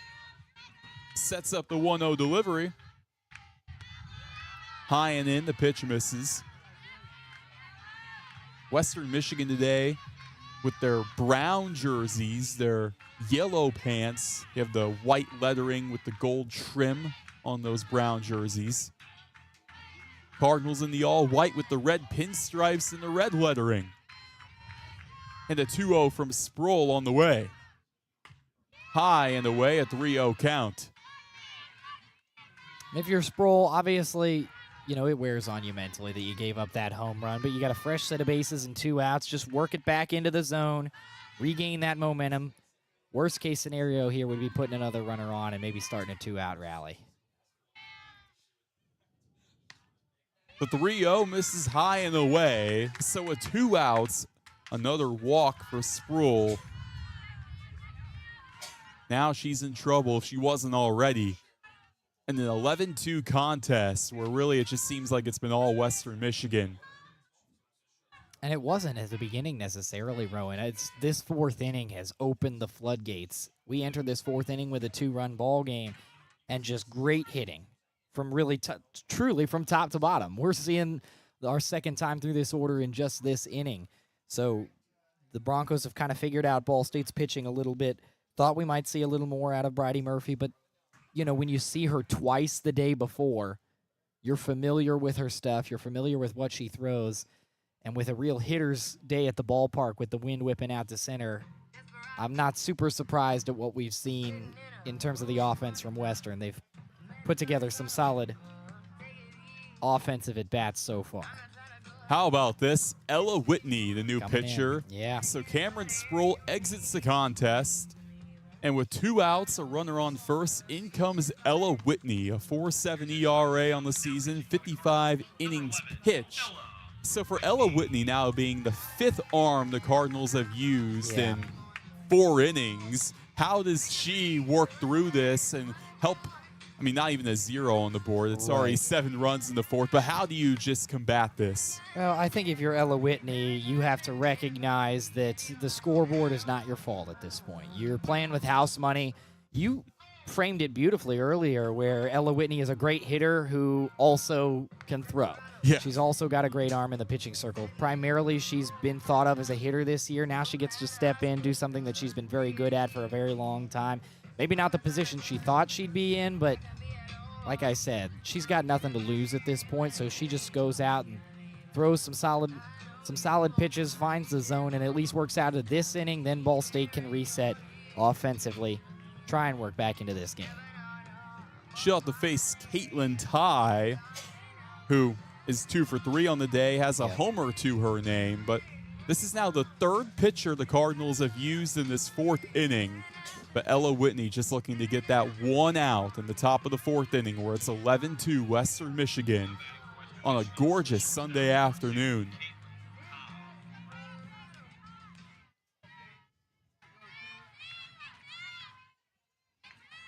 Whitney a glance down and the first pitch delivery. The righty Ty fouls it off of the back netting. It's an 0-1 count.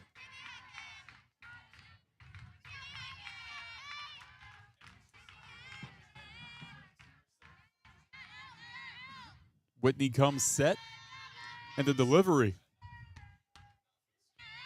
Strike found on the breaking pitch, 0-2.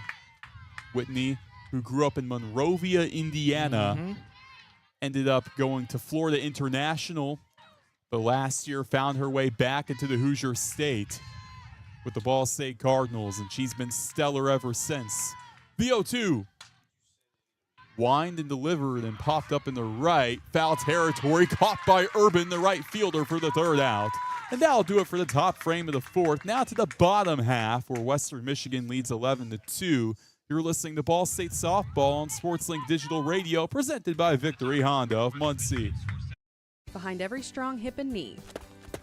Behind every strong shoulder. Good catch. Behind every strong team is our highly skilled team of experts in orthopedics. IU Health is the official healthcare and sports medicine provider of Ball State Athletics, and we're here to keep you moving. From acute injuries to chronic pain and conditions, go where the athletes go. Walk-in appointments for new injuries are available Monday through Friday from 7:30 a.m. to 4 p.m. And you can always schedule a same-day or next-day appointment and wait from the comfort of your home. Visit iuhealth.org/MuncieOrtho to learn more. Looking for flawless awards, trophies, plaques, medals, or engraved keepsakes right here in Muncie? Head to Awards Plus, your hometown expert for over 25 years. Located at 301 West Main Street, they're the area's leading trophy shop, serving the Muncie and surrounding area. Awards Plus delivers top quality with attention to detail and fast, reliable service. Open Monday through Friday, 9 to 4. Stop by or call 765-282-3511. Awards Plus, where the achievements take center stage. A proud partner of Ball State Athletics. The best stories in Ball State sports, plus live broadcasts right in your timeline. Follow us at BSU SportsLink. We returned in the home half of the 4th inning where the Ball State Cardinals trail 11-2 to Western Michigan. I'm Roen Elbert. joined by Sam Neiger. For the Cardinals, they'll have Ashley Lovett due up 6, 7, and 8.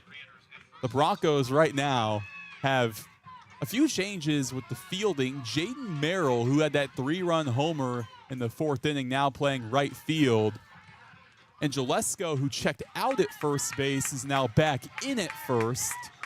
And those are your changes for the Broncos. Rowan, I didn't time it, so my math isn't exact, but it feels like it's been 25 minutes, maybe 30 since Ball State has been up. That was a long top half of the 4th inning. Oh, for sure. Yeah, you got to clock that. Yeah. That's what it felt like. It just dragged on. And if we felt that way, just imagine how the Cardinals felt. Yeah, it really, you can look at it two ways. It either resets you as a hitter or it weighs on you. You stand, like if you're Ashley Lovett, who's going to lead things off for Ball State, you stand out there in the outfield for a half hour, you watch 2 balls fly over your head and leave the park. It can be demoralizing, or it can kind of get your head right. You haven't necessarily had a great offensive game. Maybe you just kind of treat this as a total game reset. First pitch from Potts. Strike found, 0-1. If you want to learn more about Ashley Lovett, I highly recommend that you watch the episode of Cardinal Conversations where she sits down with athletic director Jeff Mitchell. Yeah. Really great conversation they had. The 0-1. Misses up top. Just talked about her background. She came from Colorado. That's where she grew up. Came on a visit here to Ball State University and just immediately fell in love. Now here she is as a senior. And the 1-1. Right side gets through for a base hit in that 3-4 gap. A leadoff single for Ashley Lovett. That's the 3rd time in 4 innings that the lead batter is aboard for Ball State. They just haven't necessarily, except for that 3rd inning, been able to advance them. And now up comes Haley Urban. Last time around, she doubled the right-handed bat. Her roommate is standing at first base, Ashley Lovett. Hannah Potts, the first pitch. Shows bunt, leaves it up the middle, picked up by Potts. Throw to first, got her for the first out, but she's able to advance Lovett to second. And maybe not the greatest executed bunt. You would maybe have liked to have seen Urban advance to first base, but that gets the job done essentially in terms of strategy. It puts a runner in scoring position with only 1 out. Urban credited with the sac bunt. And now it brings up Allie Noble, who has waited a long time for her second at bat. It's actually Megan Ramos who checks there you go, in. her first at bat. So Ramos, the transfer from Hampton, she takes ball 1 up top, right-handed bat. She's batting 103 through 29 at-bats this season. With Lovett on second, 1 gone, and the 1-0 pitch. Swing and a miss, she's behind on the heater.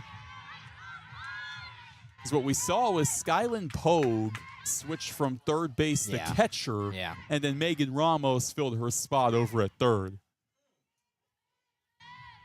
Potts, her 1-1 offering. For a strike, it's caught. 1 ball, 2 strikes. That's a nice pitch. And I haven't given Potts enough credit today because the offense has looked so good for Western Michigan. But outside of that 3rd inning, she has pitched a gem to back up her 7 full innings yesterday.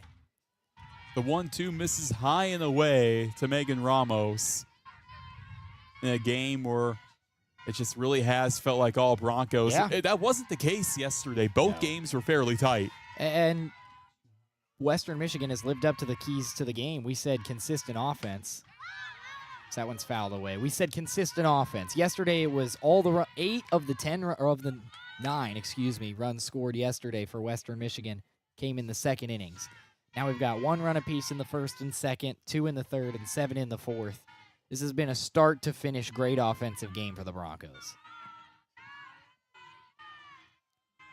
As Potts calls time, she was looking down towards her wrist, but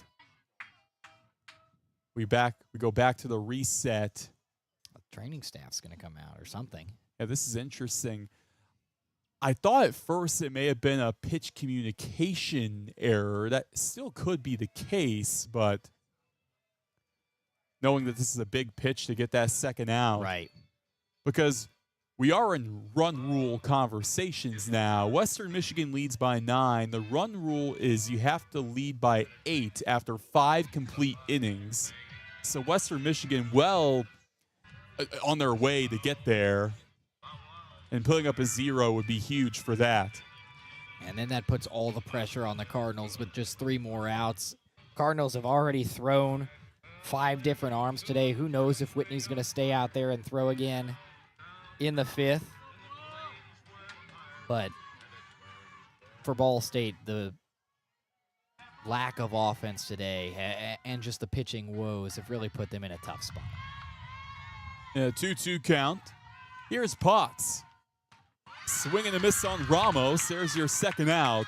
The catcher, Tristan Head, is fired up. As she should be. That was a great pitch, and obviously one that the Western Michigan staff wanted to talk about. Head went out to talk with Potts about that pitch beforehand, and they executed that beautifully. You even saw the second baseman, Bella Duncan, run over to the circle. Now the lefty, Paige Kelly, in the box. First pitch. Swing and a miss. Had the Happy Gilmore wind up to swing at that pitch. With Lovett over at second, 2 outs, bottom of the 4th, 11-2 Broncos. And Potts with the 0-1. Outside, it misses. Still a really good pitch, Roen. Recognizing that if you put it on the hands of one of these batters who likes to run up, you're kind of feeding into them, whereas if you trail it away, it's harder for them to catch up. The 1-1, the 1-1's rocketed foul off to the left, where now Paige Kelly in a 1-2 count, playing from behind. What do you think her approach will be the rest of the at-bat? Well, much of what we just saw there, it's, you're probably going to see some pitches to the outside, so just get a piece of it. When you take that run up, you have to swing. Just make sure you catch it foul. Another foul ball off to the left. Now we're starting to get some more cloud cover in the area, but still a beautiful blue sky overhead. Yeah, I don't know what to call these clouds, to be honest with you. My wispy clouds are gone. These are just normal-looking clouds to me. I wish I had a name for them, but when you think of cloud, that's what these are. The 1-2 misses high in the way. That's what scientists should call those clouds. Just normal-looking clouds. They are normal-looking clouds. I don't know if you know, when you're a kid and you're learning to draw, and you draw a cloud, that's what these clouds really look like. 2-2, misses high and outside, so a full count at the plate for Paige Kelly. I remember when I was a kid drawing clouds, I would just scribble a little bit, and that'd be it. That was just me drawing anything in general. The 3-2 is fouled back. Paige Kelly continues the fight with 2 gone. Yeah, this is fantastic from her, because when you get behind as a batter who takes that running start, you can work yourself into a jam like she did, and the pitcher can just kind of toss you ball after ball that you have to foul away, but she has done a good job at this at-bat, keeping it alive. Swing and a miss on the payoff. Big time out for Hannah Potts. And that'll do it for the 4th inning. Now to the 5th, where Ball State, they trail 11-2. You're listening to Ball State Softball on SL Digital Radio, presented by Victory Honda of Muncie.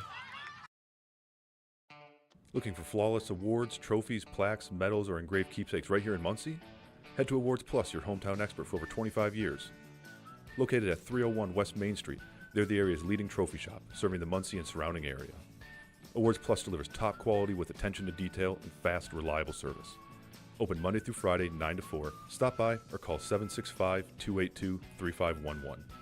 Awards Plus, where the achievements take center stage. A proud partner of Ball State Athletics. Sometimes it's not the moment. It's the moment before the moment. The moment you make a choice. The moment you take control. The moment only you can own. Gainbridge lets you invest on your terms. So you're not only in charge of this moment, but all the moments to come. Start investing now.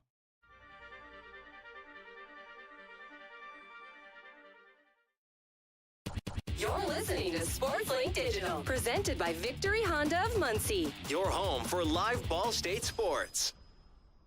Ella Whitney back out in the pitches circle for Ball State, looking for what the Cardinals hope will be her first full inning of work.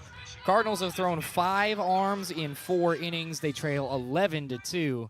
The run rule very much on here in the top half of the 5th. Sam Neiger joined by Roen Elbert as Jordan Smith steps in to begin this 5th inning for the Western Michigan Broncos. 1 for 1 today. She's walked twice, scored 2 runs. First pitch from Whitney in for a strike.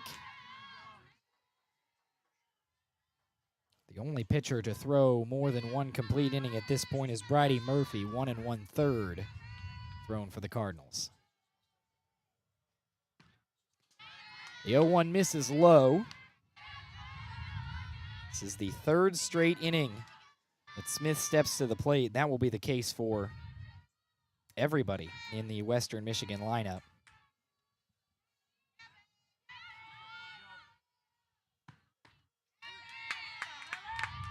Whitney's 1-1 finds the zone. She gets back ahead in the count 1-2. But really what it's all about here is just put a 0 on the board and let your offense do some work in the bottom half of the 5th to avoid the run rule. Here's the 1-2. Popped up into center. It's lofted back toward the track, off the wall, no play made. Rounding for second and standing up for a double is Jordan Smith. That one got away from Ball State in center field. Paige Kelly unable to make the play.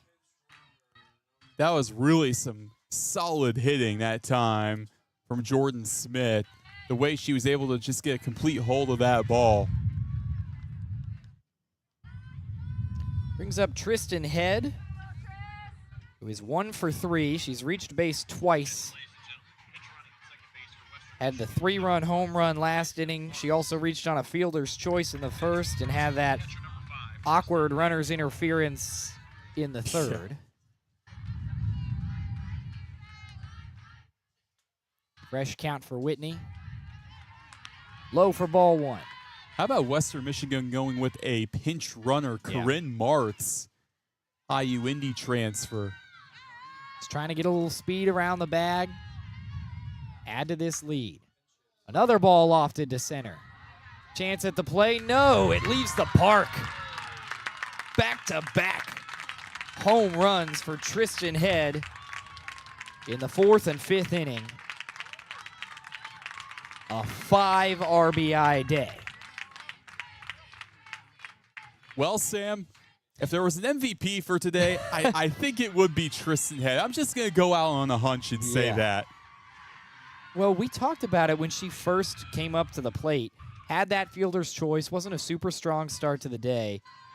But to have that kind of power, to have this kind of day offensively, and also get the nod behind the dish as the catcher is very impressive. She has put together a heck of a weekend, and she's responsible for 5 of Western Michigan's 13 runs.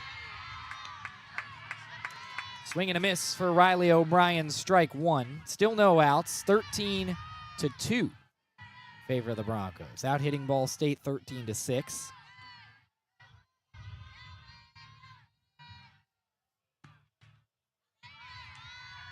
The 0-1 just outside. Again, Western has faced 5 different arms today. And Roen, that can do one of 2 things. That can either throw different looks at you and confuse your hitters, or it means nobody can get in a rhythm. That's really been the case for Ball State.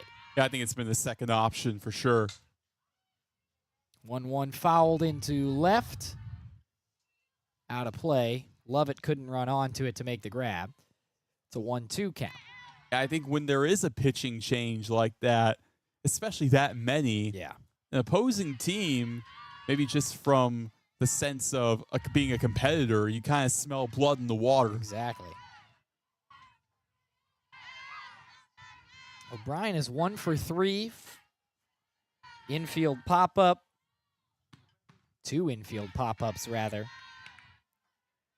She works the count to 2-2. She's also doubled last time up and scored in the 4th.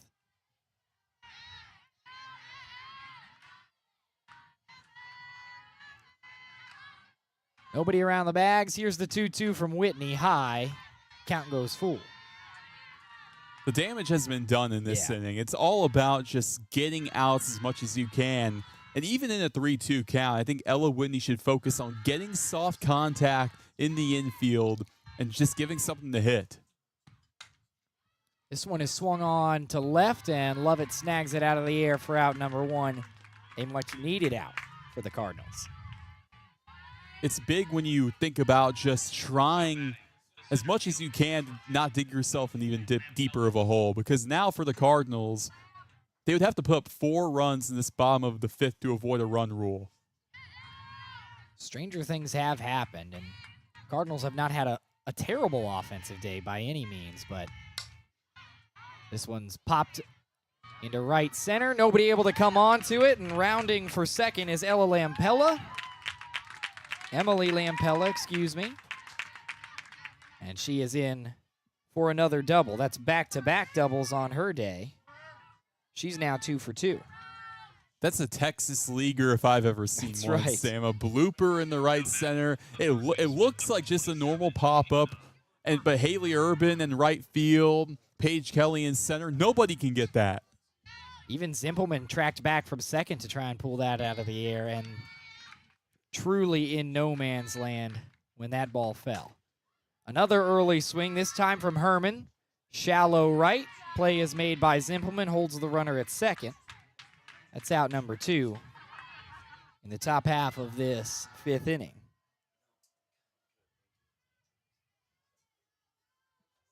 That should bring up Liliana Janesco. Check that. We're going to get a pinch hitter, Kendall Koetsmacher. Listed as a catcher. Step into the box here, the righty hitter, freshman from Minnesota.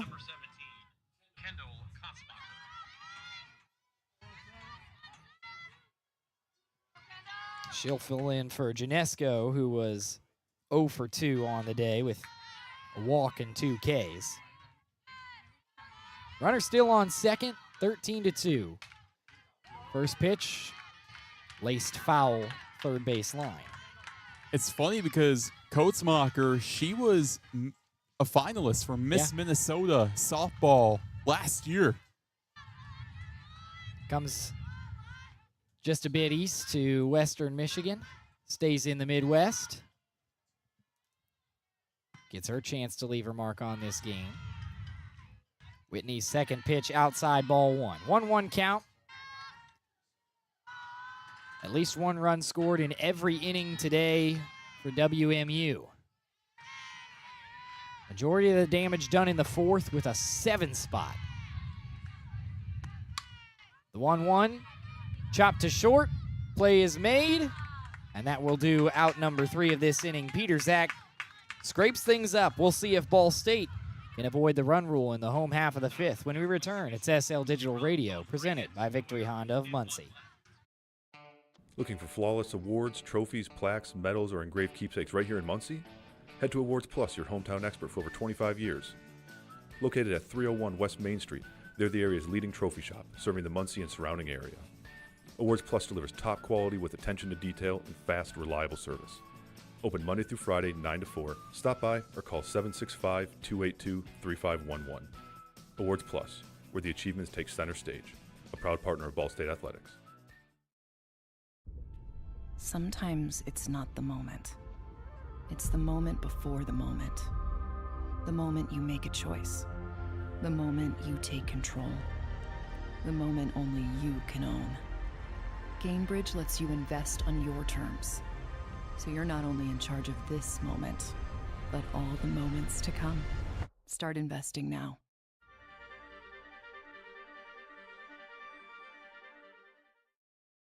The best stories in Ball State sports, plus live broadcasts right in your timeline. Follow us at BSU SportsLink. The broom is in hand for Western Michigan, trying to sweep Ball State. Cardinals looking to avoid the run rule on a Sunday afternoon, trailing 13-2. Home half of the 5th. Cardinals would need 4 runs to escape the run rule. New arm comes in for Western Michigan for the home half of this 5th inning. It's Ava Geyer from New Carlisle, Indiana, product of New Prairie High School. That means Potts' day is done right after tossing her 100th strikeout of her freshman year. I love the support of her Bronco teammates. They came flooding out of the dugout, cheering her on. It's a big accomplishment. And a very bright future for her in the Mid-American Conference, tossing that kind of a freshman season. One of the big reasons why Western Michigan is in contention right now in the MAC. Currently sit at 6th place in the Mid-American Conference, which would get them to the MAC tournament. First pitch coming from Geyer, the true freshman. And it is just low against Peterzak. Top of the order up for the Cardinals. Peterzak, Whitney, Pogue, barring any changes offensively for the Cardinals. Whitney stands in the on-deck circle for Ball State. This pitch is swung on and just skirts fair of the third base bag. Lead runner is on again. Peterzak, 2 for 3 on her day now. Maybe that can start the rally for the Cardinals here in the 5th. Any kind of leadoff hit, walk, whatever it may be, that's always going to get you in the right direction. Maya Peterzak has been a bright spot for this Cardinal team today and for plays like that. Peterzak not afraid to run as well. Geyer's first pitch outside. Head does a good job popping up to hold Peterzak at first. I'm glad you brought up Western Michigan in the MAC tournament because the last time they were there 2 years ago, they lost to Ball State. Heading into this season, as that pitch finds the zone 1-1. Heading into this season, Roen, that was the goal for Ball State. Thought they had the squad to do it. Things just haven't necessarily shook out their way in MAC play.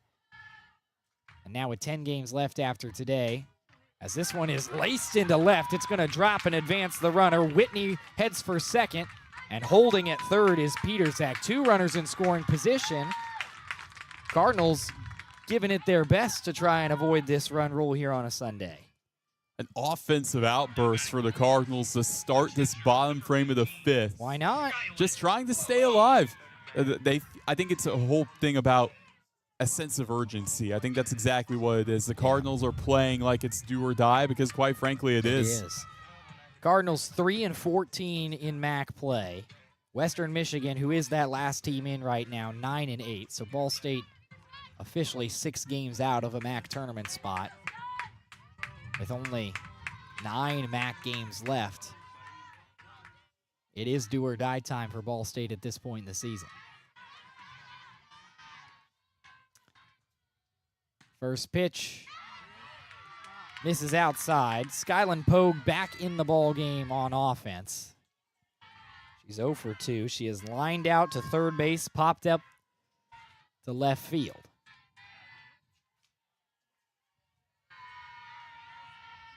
The 0-1. Outside again. 2 runners in scoring position, no outs here. What's the strategy for Pogue in the batter's box, Roen? I think it's simple. You just put a ball in play, whatever it may be, and more than likely it will get a run in. That's all it comes down to. Just one batter at a time, one run at a time. This one is turned on early.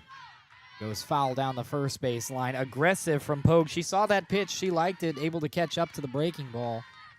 Now she's just got to put it in play, like you said. I like how she put that in the opposite field as well, because that's going to give the Cardinals the best shot at bringing in more runs. Anytime you can freeze up the defense for just a second. As that's a pass ball, gets by the catcher. Both runners check. No throw from Tristan Head to second. Ella Whitney was dang near halfway to third base. Peterzak a little more cautious there at third, but Western Michigan avoids that pitch unscathed. The 2-2 with no outs. Outside for Geyer, count goes full. And now you have to think if Marley Wilson's regretting her decision putting a true freshman into the circle to try and close this game out. Yeah, it would be a true freshman coming in for another true freshman. Yeah. This one chopped to second. Plays made after a little slip. 1 run scores. The strategy pays off. Now runners on the corners with 1 out. Peterzak comes in. Whitney to third. Yeah, because I think you have to think about it in this way of don't think about that there's an out on the board, or don't think about the number of outs. Just do your job in the box, 1 hitter at a time. Do your job, and then it'll work out. First pitch misses low against Addison Zimpelman. 1 for 2 today. Had a 2 RBI single in the third. She faces a 1-0 here. That pitch painted the high inside corner for strike 1. 1-1 against Zimpelman. Runner on third. Check swing fouled away. Because we sometimes, I mean, this is just a human thing. We overthink things. And really what it comes down to is, can you get on base? It's the number one thing. You don't have to think about, put this ball in the left field. Do I put this ball in play in this spot? No, just get on base, and then the rest will work itself out. And all things considered, if she has the contact to put herself on first base, that's likely going to score Whitney. As she chops this to third, and the play is made on the bag.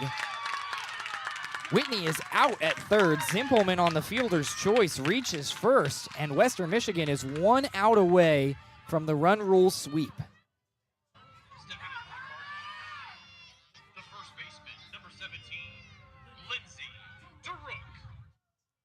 Brings up Lindsay DeRook, 0 for 2, struck out in the third, lined out to center her first time up. And the freshman guy are not in a save scenario right now, but it kind of feels like it. You're trying to avoid going to the 6th inning if you're Western Michigan to get out of this run rule. And although this game is not close, Ball State is still just trying to fight to continue to play all 7 innings. Exactly. It's extra reps for your players, extra ABs, extra innings. That's why they brought in a pinch runner. They bring in Veronica Peterson, which that's great to have that speed on the base paths, because what you're asking of her with 2 outs essentially is, can you make it the whole way around? And I think Peterson's a player that can do that. DeRook tasked with advancing her. Peterson on one knee at first. Thought about firing away for an attempted stolen bag on that first pitch. Misses high from Geyer. 1-0. 7 straight losses for Ball State. Trying to avoid an 8th. 2-0 count. Pitch missed high. Cardinals have scored 1 here in this home half of the 5th inning. They would need 2 more. So that pitch misses low. 3 balls, no strikes. Just to paint the picture of how weird this season has been for the Cardinals, the last time Ball State was below 500, both overall and conference play, you got to go back to 2016. It's been a long time. It's uncharacteristic of this Ball State team. MAC champions in 2014. They made the NCAA tournament in 2015. They've been one of the better teams in the MAC toward the back half of the 2010s. Things haven't necessarily been championship caliber over the past few years, but we've seen them start to build toward that. Coach Pena has built this team to be competitors. Things just haven't fallen that way this season in terms of finishing out games for the Cardinals in MAC play. That really has been the big problem. I wouldn't even say today that our key to the game of bottom half of the lineup hitting was the problem. I think it was mainly a pitching problem, as you can tell by the 13-3 score. Right. That is a 4-pitch walk against DeRook after Marley Wilson came out to have a chat with Geyer. That will advance Zimpelman to second, or rather Peterson to second as the pinch runner. And brings Ashley Lovett up to bat, 1 for 2 today. Singled her first time up, or her second time up in the fourth. Had an unsuccessful bunt in the second. Swings at the first pitch, lofted into center. Lampella calls everybody off, and that will end the ball game. Western Michigan run rules Ball State to complete the sweep. 13-3 on a wildly successful offensive day for the Broncos. They out-hit the Cardinals 14-8, and they will head back to Kalamazoo happy on a gorgeous mid-April weekend. That was really the best case scenario for Western Michigan. It was a confidence-getting game, a game that they thought going into it, they had the confidence that they could win it. I didn't know if they expected it to be like this, though. Just a great performance all around. If you look at 1 through 9, the entire way for Western Michigan, all of them got on base, and it shows. This team, really, they're getting hot at the perfect time. I know going into this series, they have a 4-game losing streak. That was a problem. But to get a series sweep over a team like the Cardinals, and let's be honest, this Ball State team, I think they are better than what their record says. And for them to get this win, it really is big for the Broncos to carry that momentum, especially when they're fighting for that last spot, potentially even the 5th spot in the MAC standings to go to the MAC tournament. Broncos on the bubble, but feeling more comfortable after this weekend. Winning pitcher belongs to Western Michigan's Hannah Potts, pitched 4 of the 5 innings. Losing pitcher, Ball State's Grace Gray, responsible for 3 of the 13 runs for the Broncos. All right, Roen, any final thoughts before we say good afternoon on a beautiful Sunday in April? Yeah, I'm used to saying good evening as well, or right? good night. But I will say, though, this Ball State team, where you go from here, it doesn't just determine the end result of this season. It talks about how you carry momentum in the next season. There will be a lot of returners for next year. You have a young group of players. How do you want to carry that momentum, even if you do miss the MAC tournament, which right now that more than likely will be the case, unfortunately, but how do you carry the momentum in the next year and help build that culture going into next season to hopefully get back to the MAC tournament? And they still could make it this year, but a lot would need to happen. Not mathematically eliminated yet. They've got 3 series left, 10 games left on the regular season. Hard to believe that we're saying that already, but that's just the nature of college athletics. That's the nature of April as the regular season starting to wind down. So from Roen, Elbert, my name is Sam Neiger, saying thanks for joining us on your Sunday afternoon. Go enjoy the Masters. Go enjoy some Ball State baseball. But for now, we say so long from the Ball State softball complex. Western Michigan completes the sweep over Ball State. They run rule the Cardinals 13-3. We'll catch you on the flip side. This has been SL Digital Radio, presented by Victory Honda of Muncie. This has been a production of SportsLink Digital Radio.